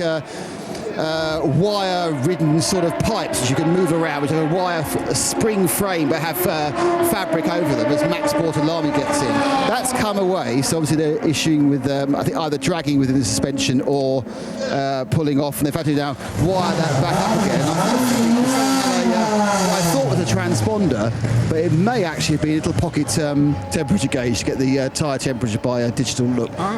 But Clever they stuff. have now trolled off because they don't need fuel either, and they're there to the end with Max Bortolami, and they can continue the monumental 97 v 98 fight, the thing everyone in the Middle East is talking about. Most of us are, certainly, in this part of the Middle East. By the way, in this part of the Middle East, sunset is at 5:44 p.m, which is in a mere 29 minutes. So we are going to run the last 15 minutes or so post-dusk. And that might really present a problem for the Little Radical, because both drivers that have driven the 177 so far have, interestingly, each commented on the fact that there's very little car to play with out there. The AUH Motorsport car usually on its own, so it's a question of trying to beat the clock rather than beat a near CN1 competitor. Because it does look like the Craft Racing Normas have this sewn up for a 1-2 finish, barring major incident. And therefore, Mohammed Al-Hassawi is going to have to make sure he knows his way around here in the increasing gloom. The other thing I've noticed about the Ginetta, the Simpson Motorsport Ginetta G57, that only has one headlight working. I don't think, as we would find in the ACO rules, that's going to be an issue as far as the regulations are concerned. It would have already been pinged, I'm sure, on the timing screen that number 6 had to sort out the headlight issue. But just the front left on the G57 is working currently. Nick Damon with another update. Yes, Kate Van Berlo, the 22, on the pit with a fully functional rear end, as they say. I was thinking about a point that Joe made when we were talking about the drive shaft. Kane did a very, very good job, because not only did he look after the drivetrain, that's the first thing he's driven without a solid rear axle. Yes. So he wouldn't been used to half his wheels not going round. That's a very good point. Very rarely snap a kart axle, that's for sure. No differential, as Joe Bradley often tells me about the arrive and drive carts that we Any cars, no car's got a differential. Right. It's all just a straight axle. Right. Thank you. That's how you got to drive it. I love how you just look at me as if I'm supposed to know this. I did. Really? I've never taken a kart apart. Do I look at you with contempt? I think I might have once built a Lego Technic kart. Did you really? Funnily, there's no differentials on. No, actually, there are some diffs on some Lego Technic stuff. That's how I started. Yeah, there will be. Yeah, that's how I really started to work out how cars worked. It's just like an RC machine as well, I suppose. That's how you learn how the big stuff works. You start to play with models. He says. I'm 36. Moving on. There's Michael Broniszewski in the all-French liveried Graf car, and Graf have been running these Ligiers for the last couple of years in the European Le Mans Series and the Michelin Road to Le Mans race, which supports the Big 24 every June. Nick Damon with more comments. Well, you know, we're talking about differentials, but just ask Clever Clogs what he knows about one-way hubs and spools. One-way hubs and spools. Yeah, and why you'd use them, and what advantages they give. A spool diff. Spools and a one-way, yeah. A spool acts in the same way as a straight axle. Excellent. It's And why like would a you lock use it? diff.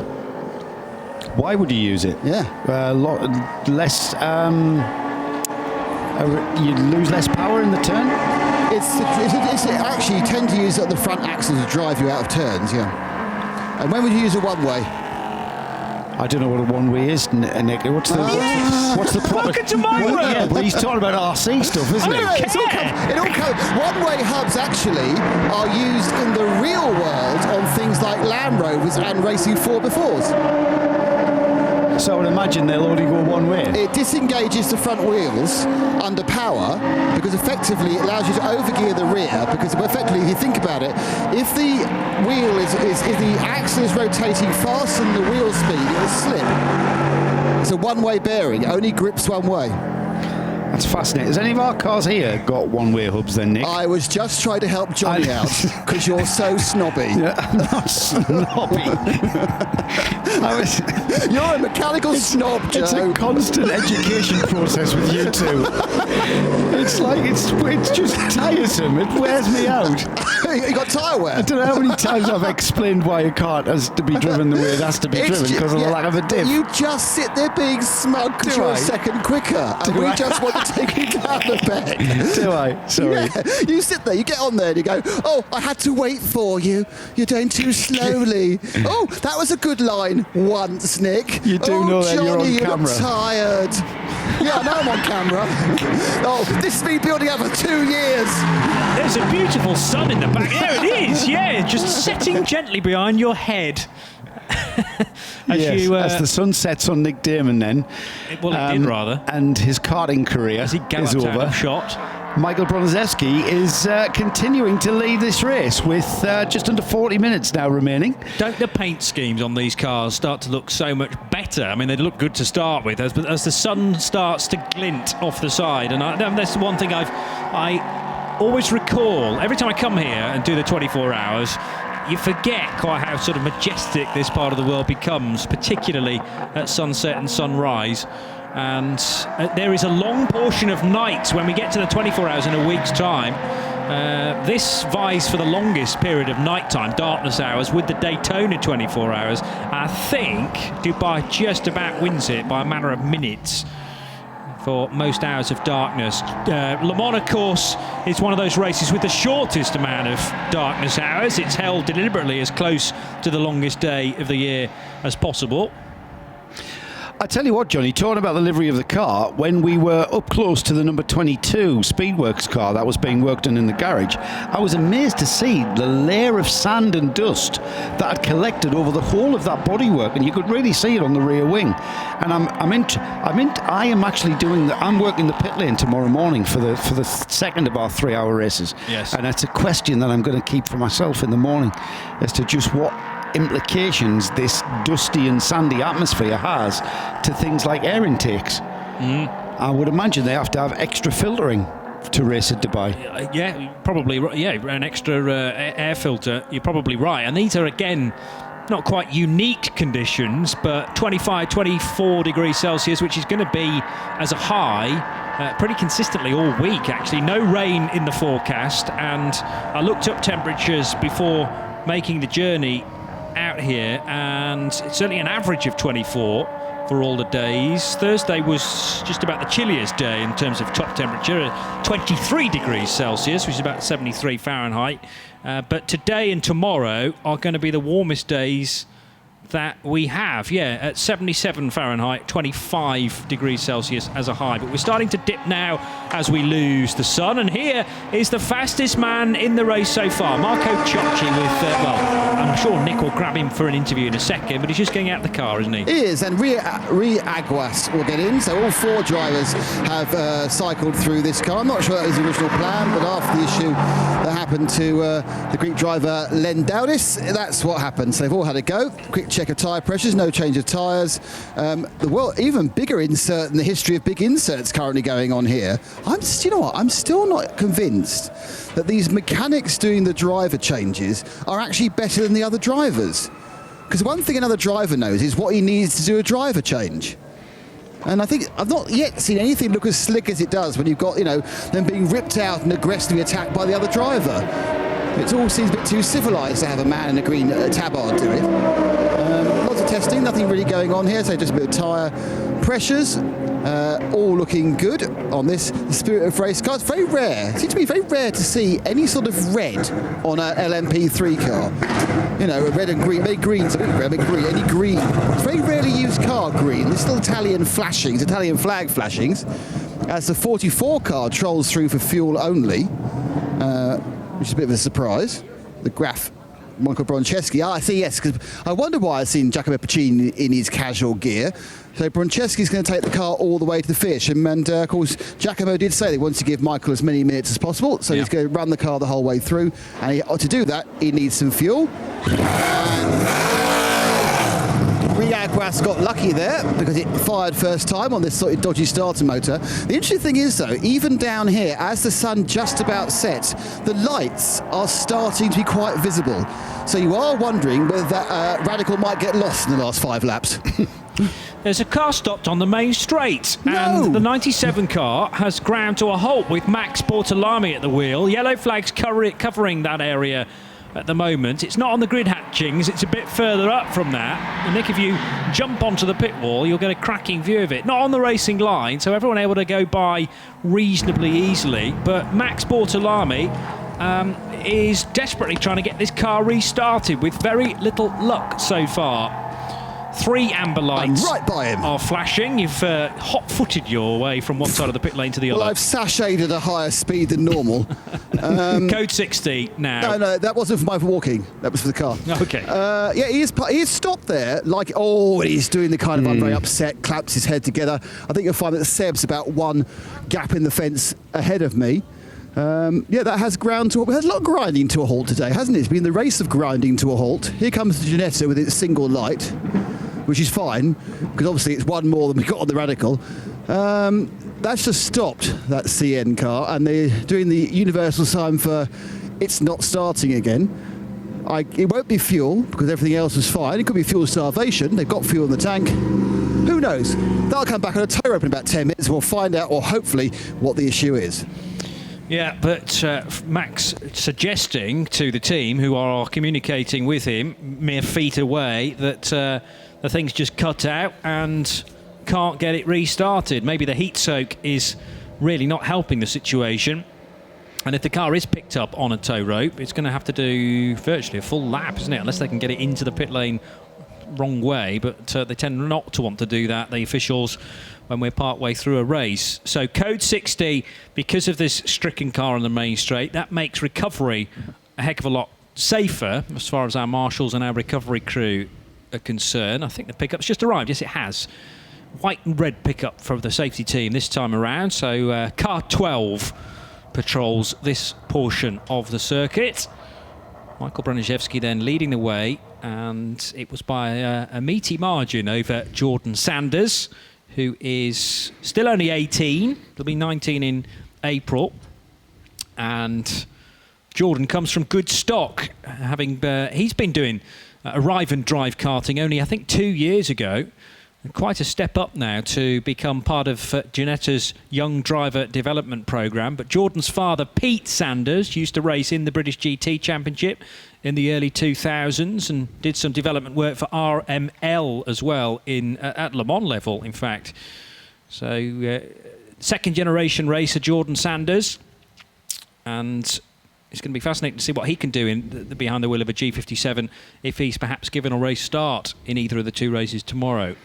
Can't get the strap through the tow eye at the front of the car at the moment. Our recovery team. Is that the tow eye at the very front there? That little red thing. Yeah, it's just a very small gap between for the actual whole of the eye.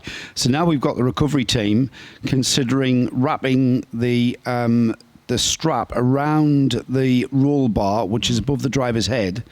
Now he needs to get that strap around about the middle of the tow bar so that it pulls on the car evenly, or else it's going to be very tricky for the driver to maintain control as he gets towed, albeit at a very slow pace, of course. Just give it to Max to hold on to. That'll be all right, won't it? Yeah, that's what you usually see. Usually see the driver do that. It's a shame, Johnny. That car is currently, as we see it now, on the front straight, just in front of the pit wall, is being towed out of a third place overall, which I think is a phenomenal position to be in a CN1 class car. He's relinquished that third place overall position to the sister craft racing Norma of Mark Vives. Yeah, and Kraft, therefore, still on course for another victory in the Proto Series here at Dubai, having tasted success 12 months ago. I think I said it was one of the three races that Kraft were able to be victorious in their class, at least. But we now have in the top three overall an LMP3, an LMP2 and a CN1 represented. Pickup truck still there, hazard lights flashing, waiting to try and pick up Max Bortolami's car, but they cannot find somewhere to attach the tow strap to. Nick, thoughts on the situation? Weird. Well, they were trying to wind it around the tow bar, the roll bar, sorry, which we've all seen before, and he's driven it away and then come back again. I don't know what he's doing. Didn't have enough length? Oh, he had loads. Obviously, he thought he didn't have length. You know, that can be a common problem with people.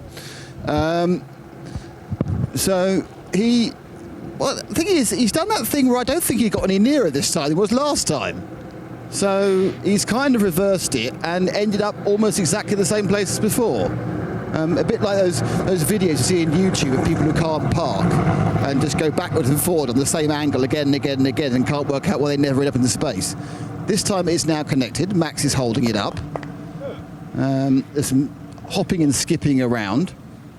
And I think any second now, safety team 12 will be dragging the car. I assume that they'll drag it to pit entrance and then exit, and then just drive it back up the pit lane the wrong way. That would make the most sense and be the quickest. Yeah, that's what they're going to do, Nick, from race control. They're going to recover that car to the pit exit, where it will then be able to be pushed back along the pit lane. I mean, even the pit lane's in a controlled state under code 60. I think it's getting quite dark. Yes. I mean, it's not a major problem. There's only one car it's going to affect, but I think they'll be all right. I think it won't get totally dark by the time the race ends. I think it'll be a beautiful moonlit scene for the podium ceremony later. Absolutely right. Yeah. But as I say, official sunset's in only 13 minutes. Well, the sun's down. I don't know if you can see. The sun's down over the back of the. I'm trying to see if Seb can give me a sundown shot. It's over the back of the buildings to the left-hand side of the main straight. There's nothing there. Unfortunately, it's not the most attractive set of buildings you can see from the pit lane. It's all the stuff I'm sure they'll be knocking down in a couple of years to build a fantastic 800-foot skyscraper, which they are building another one, of course. And they're going to build. They are about to, the Dubai people, but build a bigger skyscraper than the Burj Khalifa, because of course it's always building up here. By the way, for a bit of Dubai tourist information here, 2020, that is the big year for Dubai, and they're doing lots of stuff because that's when they have the World Trade Fair, the World's Fair it's called. Those things that used to be held in America in the 1930s. And if anybody's seen Tomorrowland, which is a relatively poor film, but it is based around, it starts off with some science fiction based at the World's Fair, I think in Chicago, many years ago. Then there's some time travelling, then it gets confusing, and then it's not as good as it should be, and they've got Hugh Laurie as a baddie, and it's very hard to accept that, because as far as we're concerned, he's part of, Fry and Laurie, a nice bloke. I suppose he is, but that's the beauty of a great actor. Nah. Yeah. I can get him as a cranky doctor, but not as an evil genius baddie. He was good in The Night Manager as a very bad. Yes, he was. Oh, he was. Yes. There's a Night Manager 2 coming out soon. No way. They're making Anyway. a second one. Okay. I thought it was based We've on covered a lot of topics. I thought it was based on a John le Carre book. John le Carre, yeah. And they updated it because it was based with the concept. It was written actually as a Cold War book, and then of course the Cold War ended. So they had to rewrite a lot of the elements to make it, rather than being a Cold War story, it's making it obviously about international intrigue and money laundering and arms smuggling. And of course they made Olivia Colman's character female, which worked brilliantly. And that was all completely from the writers of the adaptation, not from John le Carre. We're talking about Catch It on Catch British Up. authors and great. Catch It on BBC One, BBC Catch Up.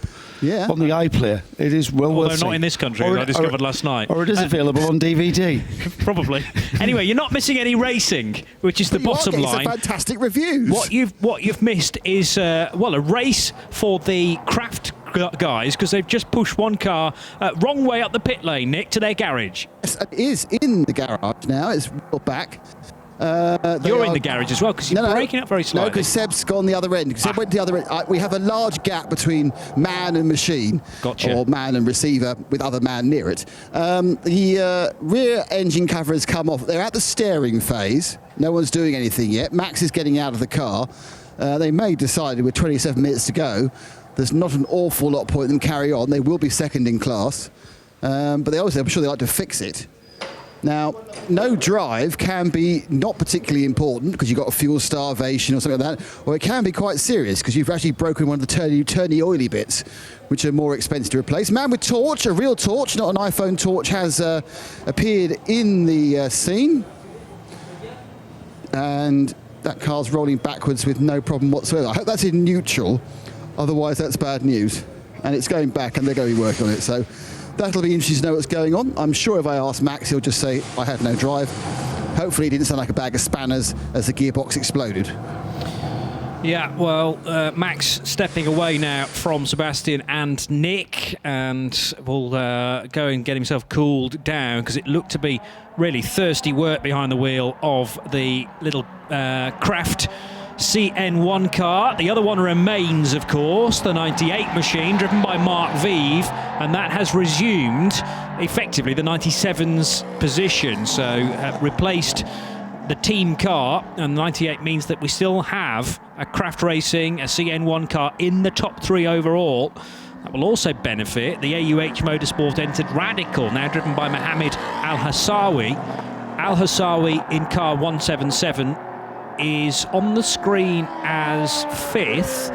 Once that car does 2 further laps, though, it will be up to 4th place, because it will have completed 65 laps, equal to that of Max Bortolotti's Norma. So that car will steadily drop out of the top 5. Rui Aguas kind of carrying on where Marco Ciocci left off. Aguas not offering quite as much speed as the man from Rome, Marco Ciocci, but Portuguese Aguas is still very, very swift. And the 48 car could yet break into the top 5, possibly, if it can do enough laps and get ahead of the number 97 car.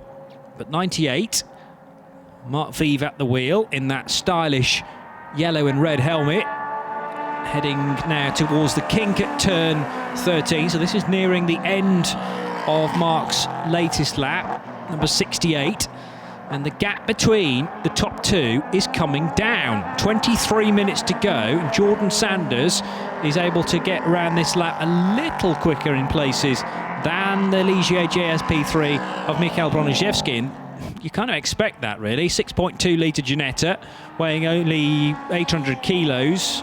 Compare that to a slightly lighter Ligier JSP3, but that's only got a 5 litre engine in the back of it.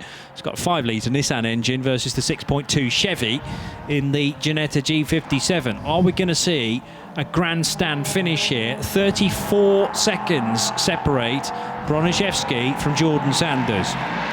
And it all depends on how much time he can make up per lap. With 22.5 minutes remaining, it's certainly doable if he can lap at maybe 3 or 4 seconds a lap quicker.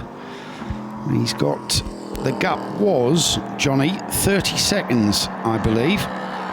34, I think. 34 seconds, so just over 34 seconds remaining. He's going to have to really pull out all the stops, though, in that Ginetta, and I'm not sure whether the performance differential between the Ginetta G57 and the Ligier GS P3 is 5 seconds a lap. We certainly didn't see it in qualifying. I think the gap was about 3 seconds in qualifying. You're comparing Giacomo Puccini's pace with Mike Simpson, and got two very different drivers on board now, and Broniszewski at times was nowhere near the pace at the Gulf 12 hours, certainly compared to his teammates, Davide Rigon, who is just a superstar, let's face it, and Andrea Puccini.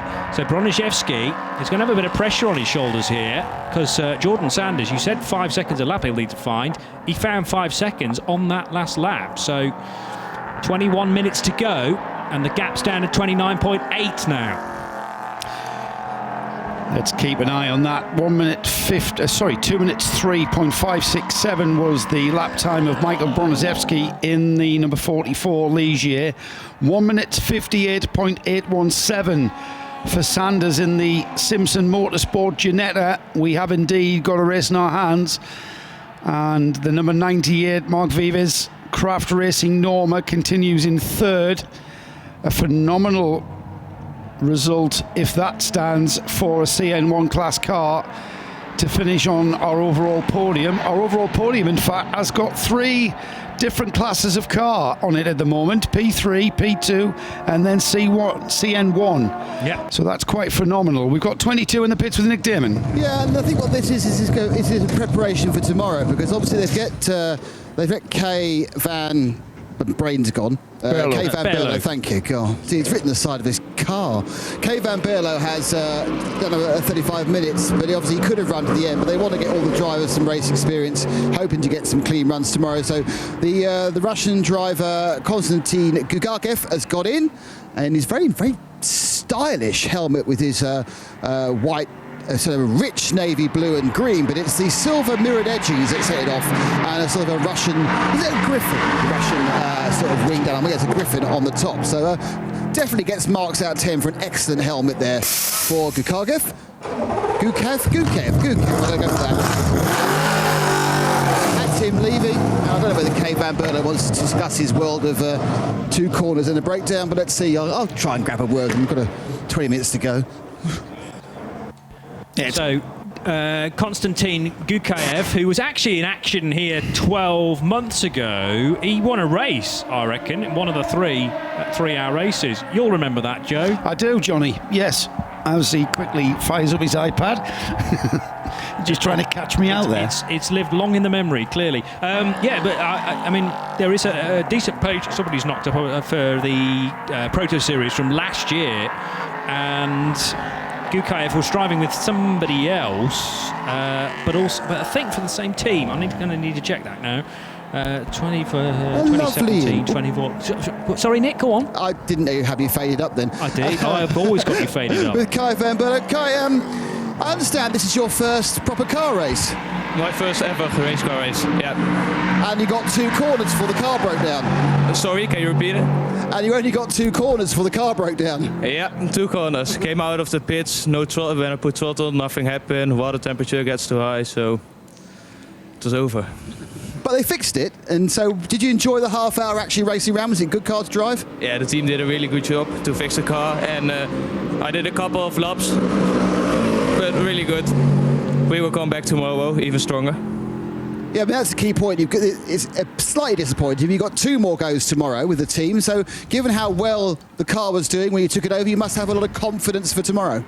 Feeling really confident in the car. We saw qualifying. We put it on the 2nd place. Free practice was we were fast. A few laps. So feeling confident for tomorrow. Great stuff, Kai. Thanks, mate. See you tomorrow. Oh, see you twice tomorrow, actually. Yes, we will.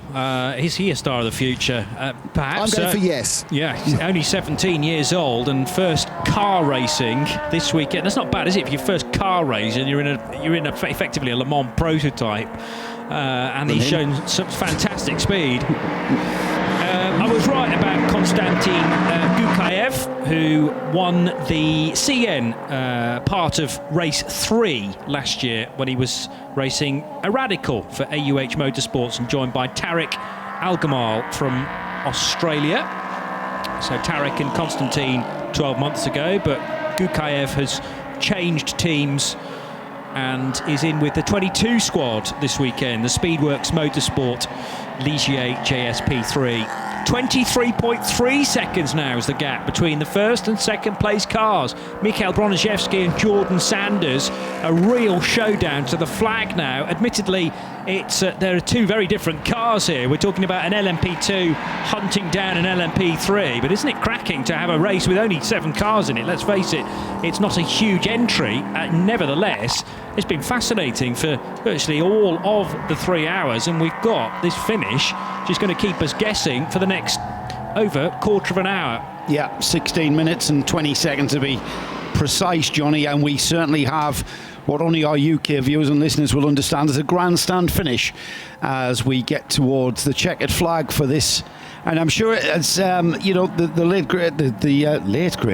great Murray Walker would always say it's one thing catching someone, it's another thing passing it. And I'm sure Broniszewski is going to make that Ligier as wide as possible for Jordan Sanders, who himself, Jordan Sanders, a very young driver with very little experience in car racing, and here he is in that very fast Ginetta G57 LMP2 car at the moment with almost 600 brake horsepower under his right foot. And these cars, we've heard drivers of the experience of Colin White, for instance, were telling us that, and has told me in the past in these proto races, that you can induce wheel spin in pretty much all of the gears in this car if you don't drive them correctly. So that car is a very kind of delicate prototype racing car, and it needs the utmost of precision to drive it. And certainly at the standard that we're seeing Jordan Sanders drive that car, with the last lap time there going through in a 1 minute 56.4, only just over 0.3 of a second slower than its ultimate time, which is 1:56.1. Gap down to 20 seconds that time by. We're under 15 minutes remaining. And we're seeing a very, very smooth and fast Jordan Sanders continuing on his way. He's into turns 5 and 6, 8 and 9 now through that 180-degree bank turn onto the back straight, where he will soar up. He will indeed make up a lot of time on the leading Broniszewski car. He's just come out now. He's just come out the final turn and crosses the line just under 16 seconds. He's took 4 seconds out of him that time by. And with just under 2 minutes, that's given us about 6 or 7 laps remaining, Johnny. So it's actually quite easy to work that out, isn't it? Yeah, considering now it is. Broniszewski's doing 2-minute laps pretty much. 14 minutes, 2-minute laps, so that's 7 laps. Well, even I can work that out. Brakes glowing red hot on the front and the rears of Jordan Sanders' car. 18 years old, from Burbage in Leicestershire. Donington Park clearly is local track there. And I'm just looking back on Leicestershire drivers. A certain Brian Henton from Castle Donington, and that's a good start, man. Isn't it just? Jamie Green, Leicester's Jamie Green. So another man from Leicestershire flying the flag for that part of the world. What do you reckon then? How many seconds per lap? Well, I reckon he's in about 3 laps. He's going to have him well and truly in his sights, and maybe 4 laps he's going to be under the rear wing of that leading Ligier. So Jordan Sanders is very much in a position to take the overall victory here this afternoon. Coming up to just after 5:45 p.m. here in Dubai, and we are on 13 minutes of race time remaining, and the gap last time by, with 74 laps in the bag, was 15.9 seconds. We called that at 16. We're getting towards the final part of this lap now, going through turns 15 into the final turn at 16. Brozevsky's already across the line there, just underneath us. Here we have Sanders coming out of the final turn, crosses the line. What is the gap this time by? It's 11.6 seconds. And that's the fastest lap that the G57 has managed all race. Jordan Sanders has thrown caution to the wind here. He senses a race win. He's always going to win the P2s. The Ginetta was the only LMP2 that started the race, so you don't really get any success that way. What they want to do is get an overall race win. And at the moment, the one car that stands between it and the checkered flag, it and the biggest trophy, is Michael Broniszewski in that Graf Ligier JSP3. He's got to stay on the track though, Johnny. It's all right us saying he's taking chunks out of this lead, but this is a cracking drive by Jordan Sanders. He's driving very, very smoothly. He's using the curbs very conservatively, and albeit he's on a controlled limit of that car, he's not being ragged at all, making short work of the back markers there as he passes the number 177. The Radical of AUH Motorsport with Mohamed El Hassawi at the wheel keeps out of the way, and it was very advantageous to pass that car on the back straight as the number 6 Ginetta then continues. Broniszewski continues in the lead though. It's the number 44 leading, and then we are watching the number 6 gaining ground all the time, lap after lap. He's taking chunks of time out of the leader, with just coming up to the 10-minute to go mark. Next time by, we'll be virtually on the 10 minutes to go. 2 seconds already on this lap by Make It. He's nearing the end now of lap 76 is Jordan Sanders. Mikhail Broniszewski already over the line. Sorry, to complete, yes, 76 laps now for Broniszewski. And there he is, in fact. So this is, again, another psychological boost that Jordan Sanders will get. He can see his prey now on this long start and finish straight. Broniszewski already through turn 1, but the one headlight is ablaze for Jordan Sanders. The front right headlight does work when he's flashing back markers, by the way, so that's obviously a separate bulb in the front right light cluster. No drama though about the fact that the main headlight on that right side doesn't work. He won't be pinged by the clerk of the course, because as we've already established, the Radical is not even carrying any lights, it's just stickers on the 177. It was 11.6 on 75 laps. They've just completed 76, and the gap is down to 8.9 seconds. And no doubt about it, Jordan Sanders can see that leading Ligier up ahead of him as he gains even more ground. We'll see just what Jordan Sanders has in his toolbox, because as we've said, it's one thing to catch a car. It's going to need the ultimate in racecraft to get by him. Now we know the characteristics of the LMP2, or the P2 as we should say, is slightly different to the P3. It's got a better straight line speed, it's got more power, but in saying that, it's also a bit trickier to drive and less nimble in the twistier sections of the Dubai Autodrome. So we're going to need a very steady and disciplined head on the shoulders of Jordan Sanders in that number 6. That's going to be the one sticking point, is Jordan going to have that wise head on young shoulders to not necessarily take the first opportunity of an overtake? You don't want to force the opportunity. He's got bag loads of speed here, and on raw pace he's easily going to take the race lead. What you don't want to do is rush it, think this is my opportunity, and it really isn't, resulting in contact and then 2 damaged race cars. So neat and tidy it has been so far for Jordan Sanders. 5.9 seconds across the line, Johnny. Another new personal best lap as well for Jordan. We're getting to the point where we don't need to even watch the timing screens, because they are virtually coming onto the start and finish straight, nose to tail. Broniszewski likewise has to remain composed, disciplined. He has to concentrate and focus on his laps. He doesn't want to give even more time away. He's lapping just on the 2-minute mark. Last time by was a 59.1. The previous one to that was on the 2-minute mark. Now remember, they've got lap traffic to contend with as well. even though we've got a small field here, we are lapping slower traffic pretty much on a lap-by-lap basis. They're on the back straight into turns 10, through and out of the hairpin. Slings the car across to the right to take the optimum line through 11. Accelerating along a short straight into the braking area for 12. Heavy braking there as he turns right into the uphill, sweeping uphill right-hander at 12. And then accelerating hard. There's the Ginetta just coming into view out of 12. And the gap is closing through the sweep of turn 13, the left-hand sweep.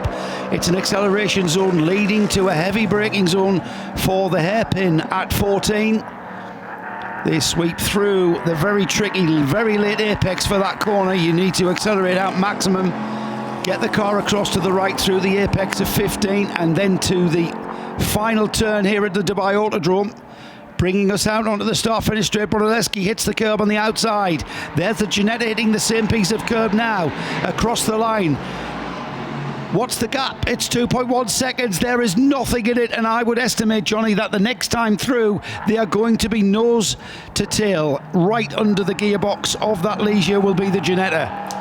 155.9 that time around for Jordan Sanders. His first dip below the 156s. We're still not quite at Marco Ciocci pace though in an LMP3. Remember, Marco earlier on in the race for Spirit of Race did a 155.3. So despite Jordan Sanders' impressive speed here, he still wouldn't be quicker than Marco Ciocci at the wheel of a Ligier JSP3. Nevertheless, the race we have is Michał Broniszewski from Poland and Jordan Sanders from Leicestershire, United Kingdom. And out of the left-hander at turn 9 then comes the G57, and this is where the G57 comes into its own with its 6.2 litre Chevrolet engine. He's flashing his lights. Absolutely right. Well, he needs to make sure that Broniszewski knows that the leader is catching him. Not only is he catching him, he's right with him now.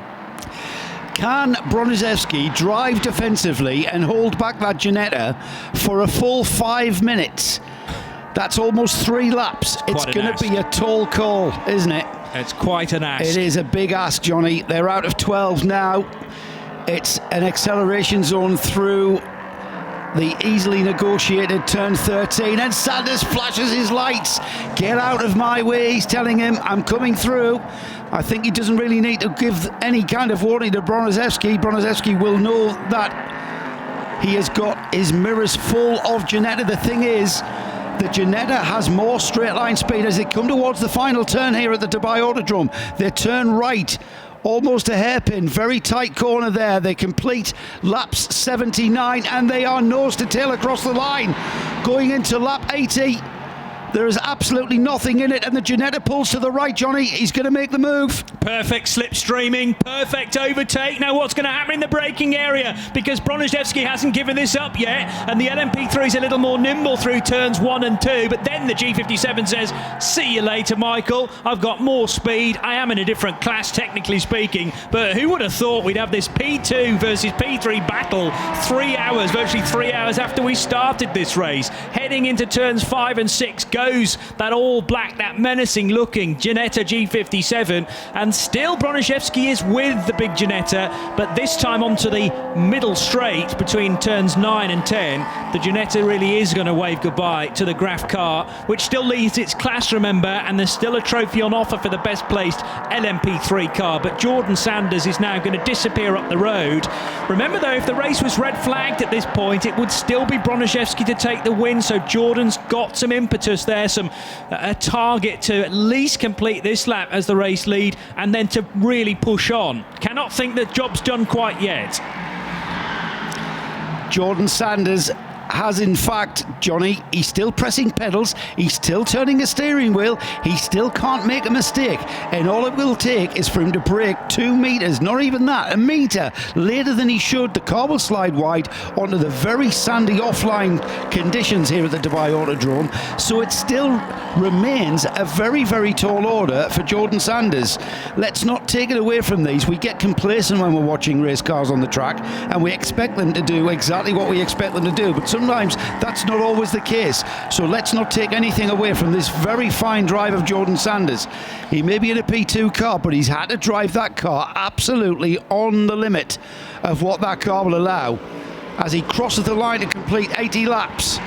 There's a very, very composed Michael Simpson there, just watching this. Hello, Michael. Charlie Robertson. Indeed, it's not over yet, is it? Charlie Robertson on his left as well, the right of the shot. And remember, it was Charlie Robertson and Sir Chris Hoy that in 2015 became the first ever LMP3 champions as part of the European Le Mans Series. And Sir Chris Hoy and Charlie Robertson winning in a P3 car as it was known then. But that car's been developed into this LMP2. It's been a really difficult weekend to this point for Mike Simpson and those associated with Ginetta, bringing 2 chassis this weekend, but they spotted ahead of today's race that the chassis was too badly damaged on the number 4 as a result of a curb strike, we think. Just slammed one of those serrated, those corrugated curbs a little too hard, and it broke one of the mounting points on the tub.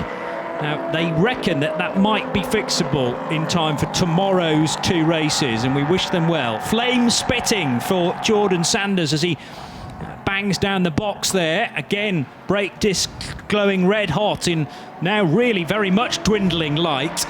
And with the sun setting, the darkness falling, that little bit more of an atmosphere being developed here at the Dubai Autodrome as well. 80 laps done, 1 minute and 20 seconds on the clock. So when they get to the end of this lap, there'll be 1 more to go. And Michael Broniszewski still has the leader in his sights. Now, he's not going to be able to catch him on raw pace, but all he needs, as Joe's described, is a very slight drama, slight waning concentration.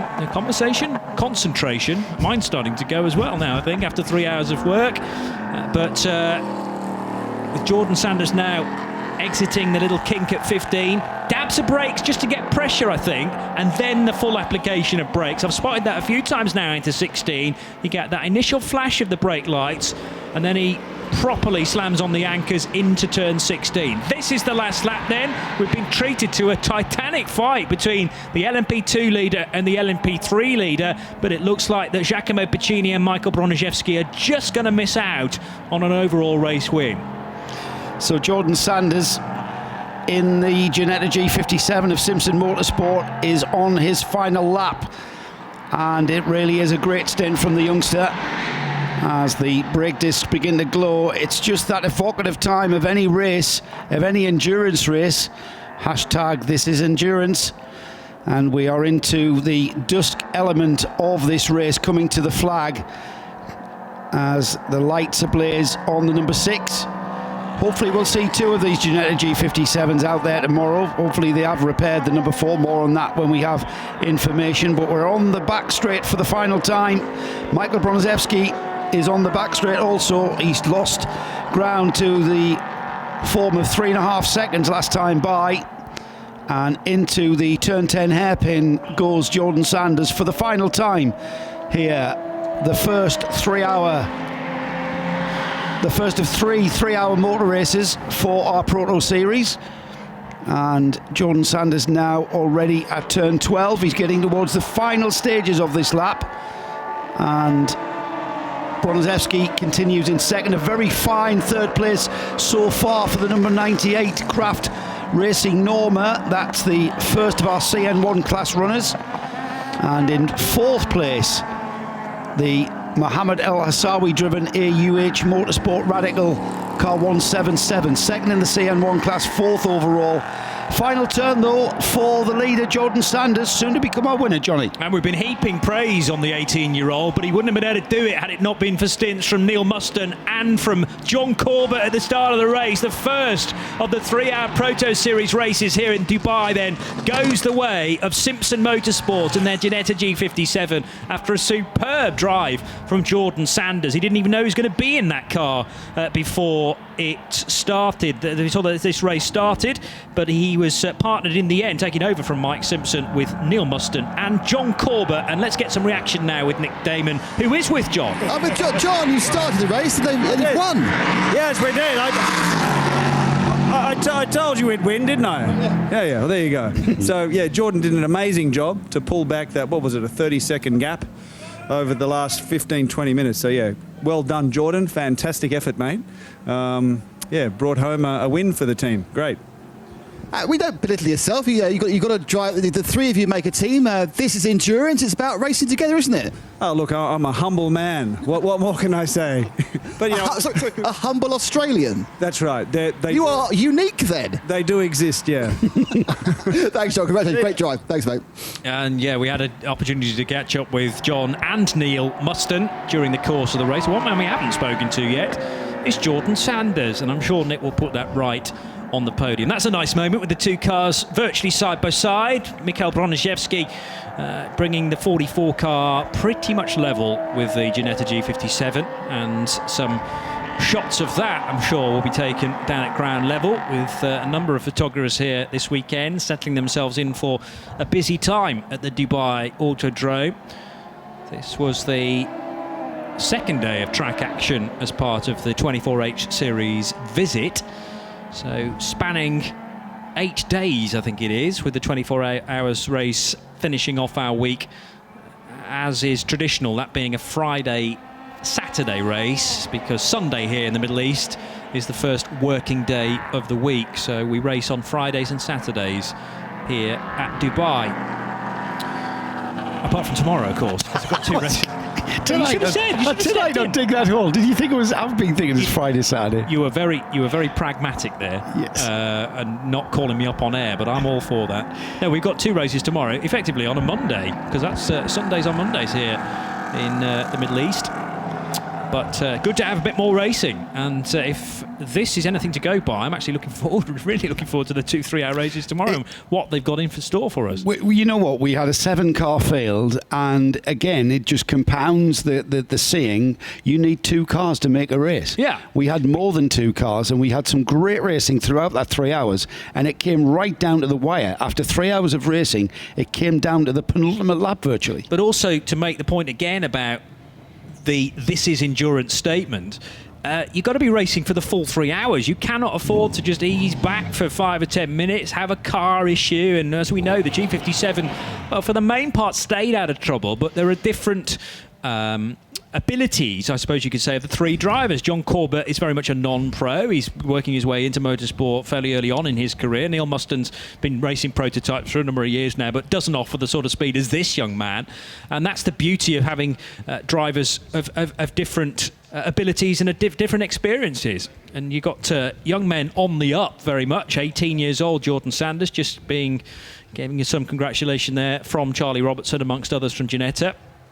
And he's joining 2 gentlemen who are a little bit older than Jordan, but it all goes into this rich mixture, rich tapestry. As Nick was talking about embroidery and knitting and whatever earlier on, it certainly has been a rich tapestry, this race, hasn't it? It's been a fine Bayer tapestry of excitement. Every panel has told us more. And Jordan Sanders, blimey, well done, mate. Thank you very much.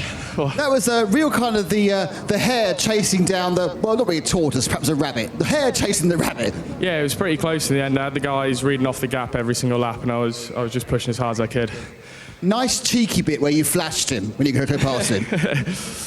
Yeah, what can I say? I'm trying to put him off.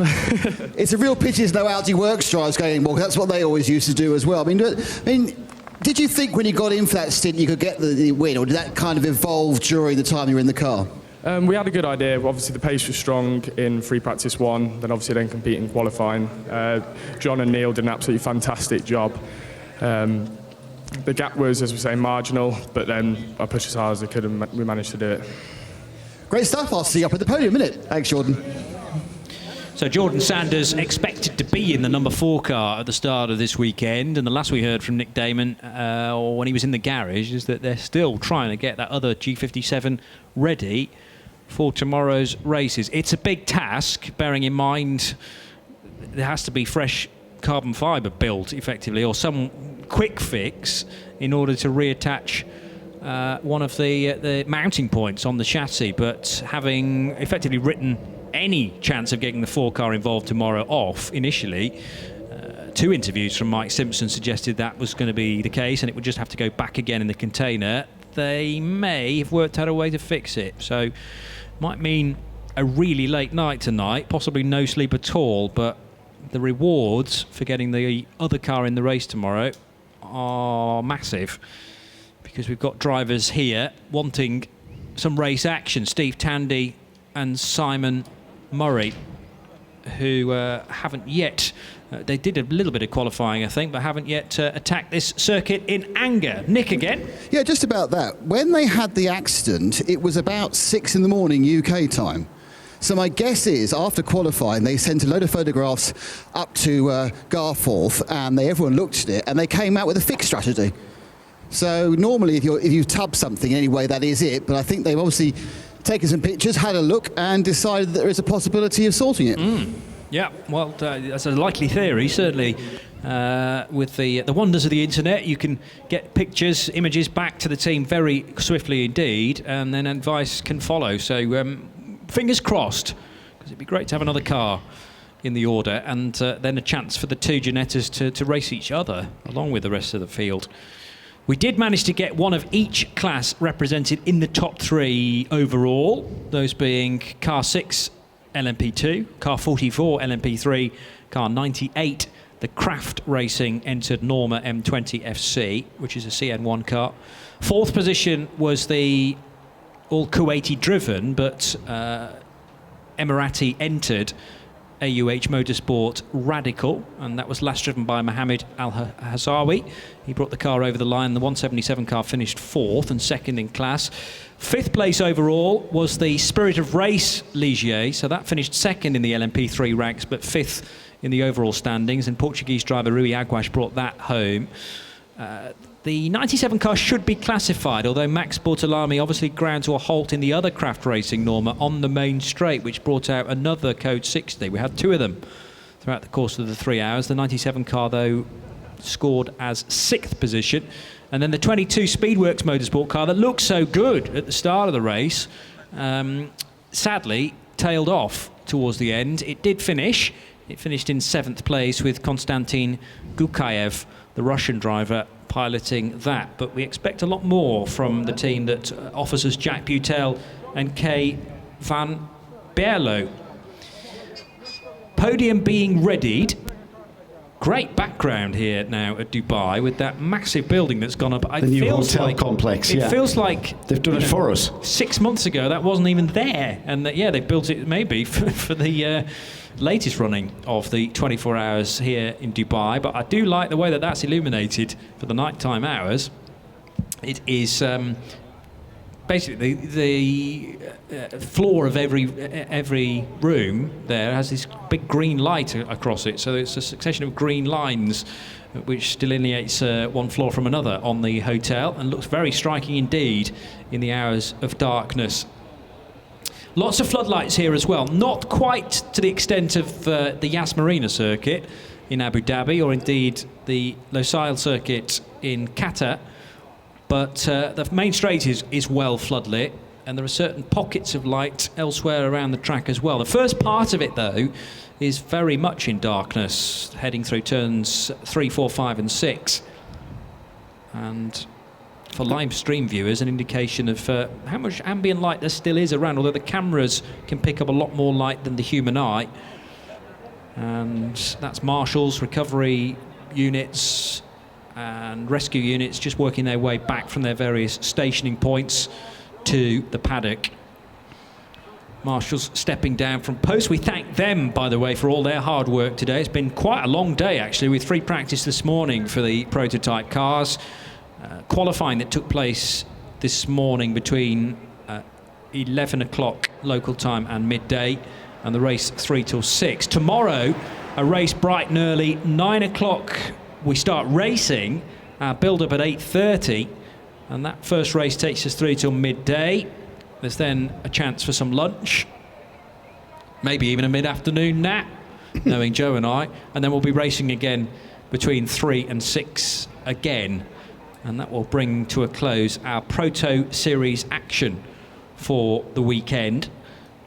As I've already mentioned, it's not technically a split race. We will have 3 individual results announced for each of the 3 hours, and therefore individual points awarded for each race as well. So you can have a bit of a nightmare in one and do much better in the other 2, and it doesn't affect how the points are dished out, if you like. So I'm sure we'll keep you up to date with how the championship looks through the course of tomorrow as well. But of all the starters, we managed to get almost everyone to the finish, apart from the 97 car, which was the second of the Normas. And hopefully that's a fixable problem for Max Bortolami, who lost drive on the main straight underneath the grandstand that we commentate from. What's the entry, by the way, for the 24 hours? It's something like 98 cars still. Oh, it's huge. Yeah. Yeah, it's huge. I know we've run it with a 100 car entry, although the 100 cars didn't quite start the race, but the entry reached 3 figures. And there is certainly a... Oh, yes, sorry. I've just been given the instruction from Gertz there in my ears, just stand up, but that's because... I thought he was about to sing. Shall we do our YMCA? Stand up if you like the 24-hour series. Stand up if you like the 24-hour series. I'm waving, by the way. That's me. And that's Joe. Hello. Hello, everyone. Nick is on the podium, and you'll be able to tell us how far away is the podium presentation. Are there still trophies being counted and collected and put in the right places? They're gathering. There's a gathering of drivers. A smattering of drivers is turning into a gathering. I think we're quite close, actually. I'm going to go over and look at... no. No. No, they're waving. I can carry on filling. I am starting to run out of things to say. You started singing, and that's basically encroaching into my job. I'm sorry. So we don't do that. We have very defined roles: singing and dancing. Moi. And we're ready to go. Oh, right, okay. We are ready to go. Okay. Oh, yes, we are on the other microphone now. That's great. I have to turn off that one to avoid echoes, and I'll put it down there so I don't lose it. People are walking out without being asked. This is impressive. Hang on. Hold on, I've got to announce you. Now come back. This is going well, isn't it? Hello, everybody, and welcome to the podium ceremony for the first of the 3-hour proto races at the Hankook 3x3H in Dubai. And we will start with the overall result. And in third place, it's the 98 CN1 Craft Racing Norma of Daniel Kerman, Francois Kerman, and Marc Vivet. They were so keen, weren't they? In second place, it's the number 44 P3 Graf Ligier of Michael Broncheski and Giacomo Pacini.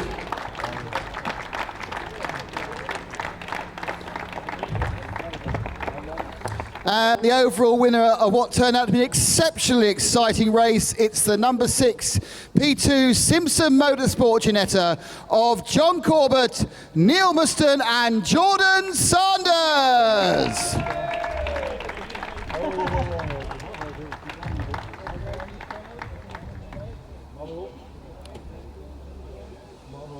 And now, the national anthem of the winning entrant.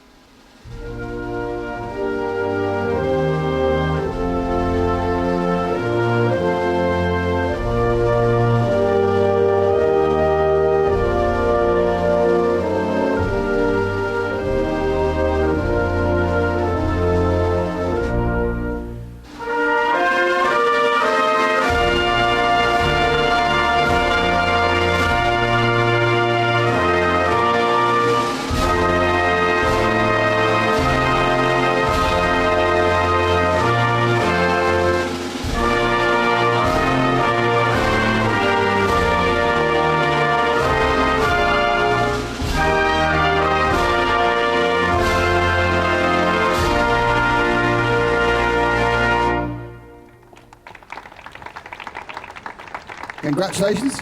I'm British and I thought that first drum roll was never going to end. Anyway, so to present the trophies, we have Andre Webber, the racefield engineer from Hankook, and our very own Ola. And to our third place finishers, the 98 Craft Racing, Daniel Kerman, Francois Kerman, and Marc Vivet. Our overall runners-up, which were Michael Broncheski and Giacomo Pacini.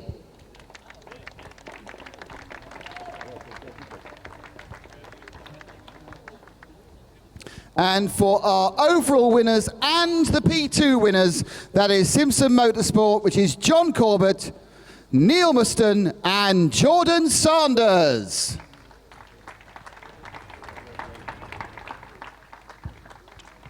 So it's 2 trophies each, you guys, because you've won 2 things.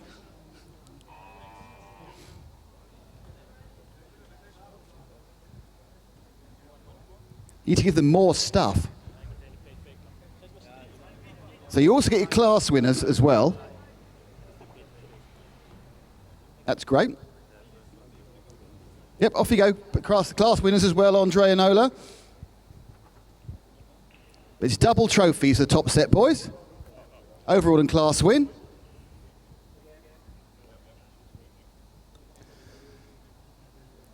So, gentlemen, if you'd like to gather up together to get a photograph with all of you involved for our phalanx of photographers, which is mainly Mark over there.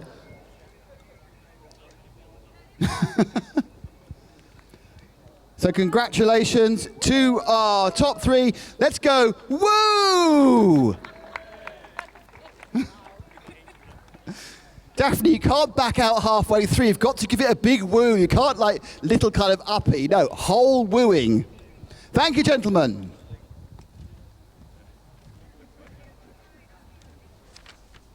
And now we have our presentation for the P3 class. And in 3rd place in P3, it's the number 22 Speedworks Motorsport team of Jack Boutel, Kay Van Berlo and Konstantin Gukaev.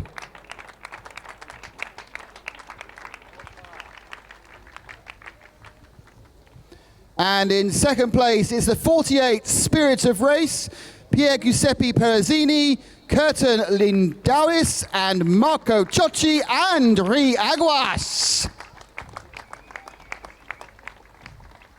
And your winner of the P3 class, is the 44 Graph of Michael Broncheski and Giacomo Pacini.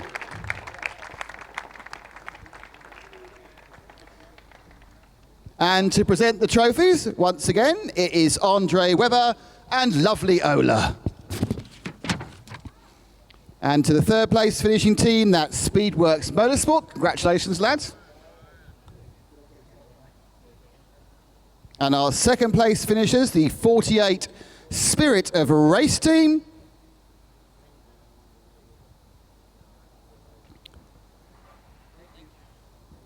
And then we have the team that was overall 2nd but have won their class, the 44 Graph team, who have taken the P3 championship.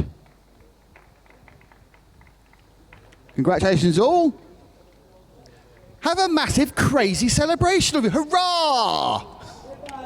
There we are. And if you can all gather together for a P3 ensemble photograph. Thank you very much. And never forget, hashtag this is endurance. That's quite good. I noticed that I think Giacomo thought he was actually involved in some sort of football thing. He's sitting down the front row with the footballers and the goalkeepers at the back. Thank you guys, fantastic. See you all tomorrow, twice. And our final presentation for this first of 3 races for Hankook 3x3H Dubai. It is the CN1 Championship. And in 3rd place in the CN1 is the 97 Craft Racing Norma of Max Bortolami, David Christini and Regis Treff.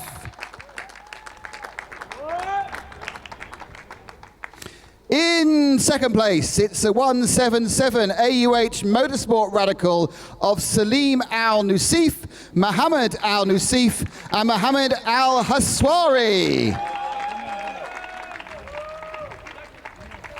And your overall winners in the CN class, it's the 98 Craft Racing Norma of Daniel Kerman, Francois Kerman, and Marc Vive.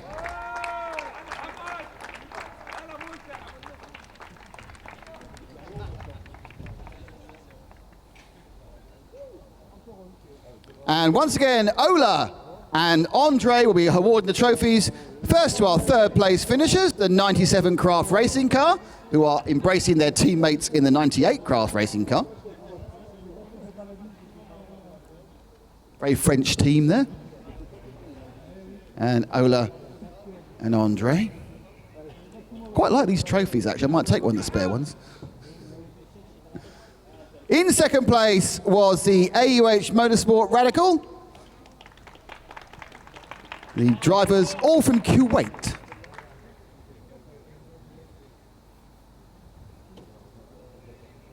And finally, our winners in the CN class, it's the 98 Craft Racing Norma M20, winning by 5 laps.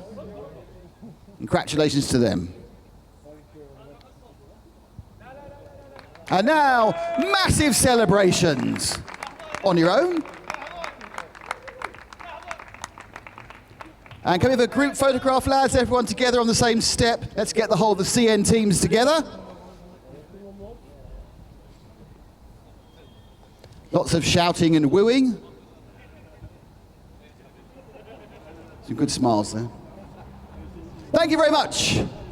Okay then, gentlemen, we will look forward to seeing you all for the 2 races tomorrow. They start at TV coverage starts at 8:30 local time. We will see you tomorrow for the 2nd and 3rd 3x3 hour Dubai races, sponsored by Hankook. Until then, goodbye!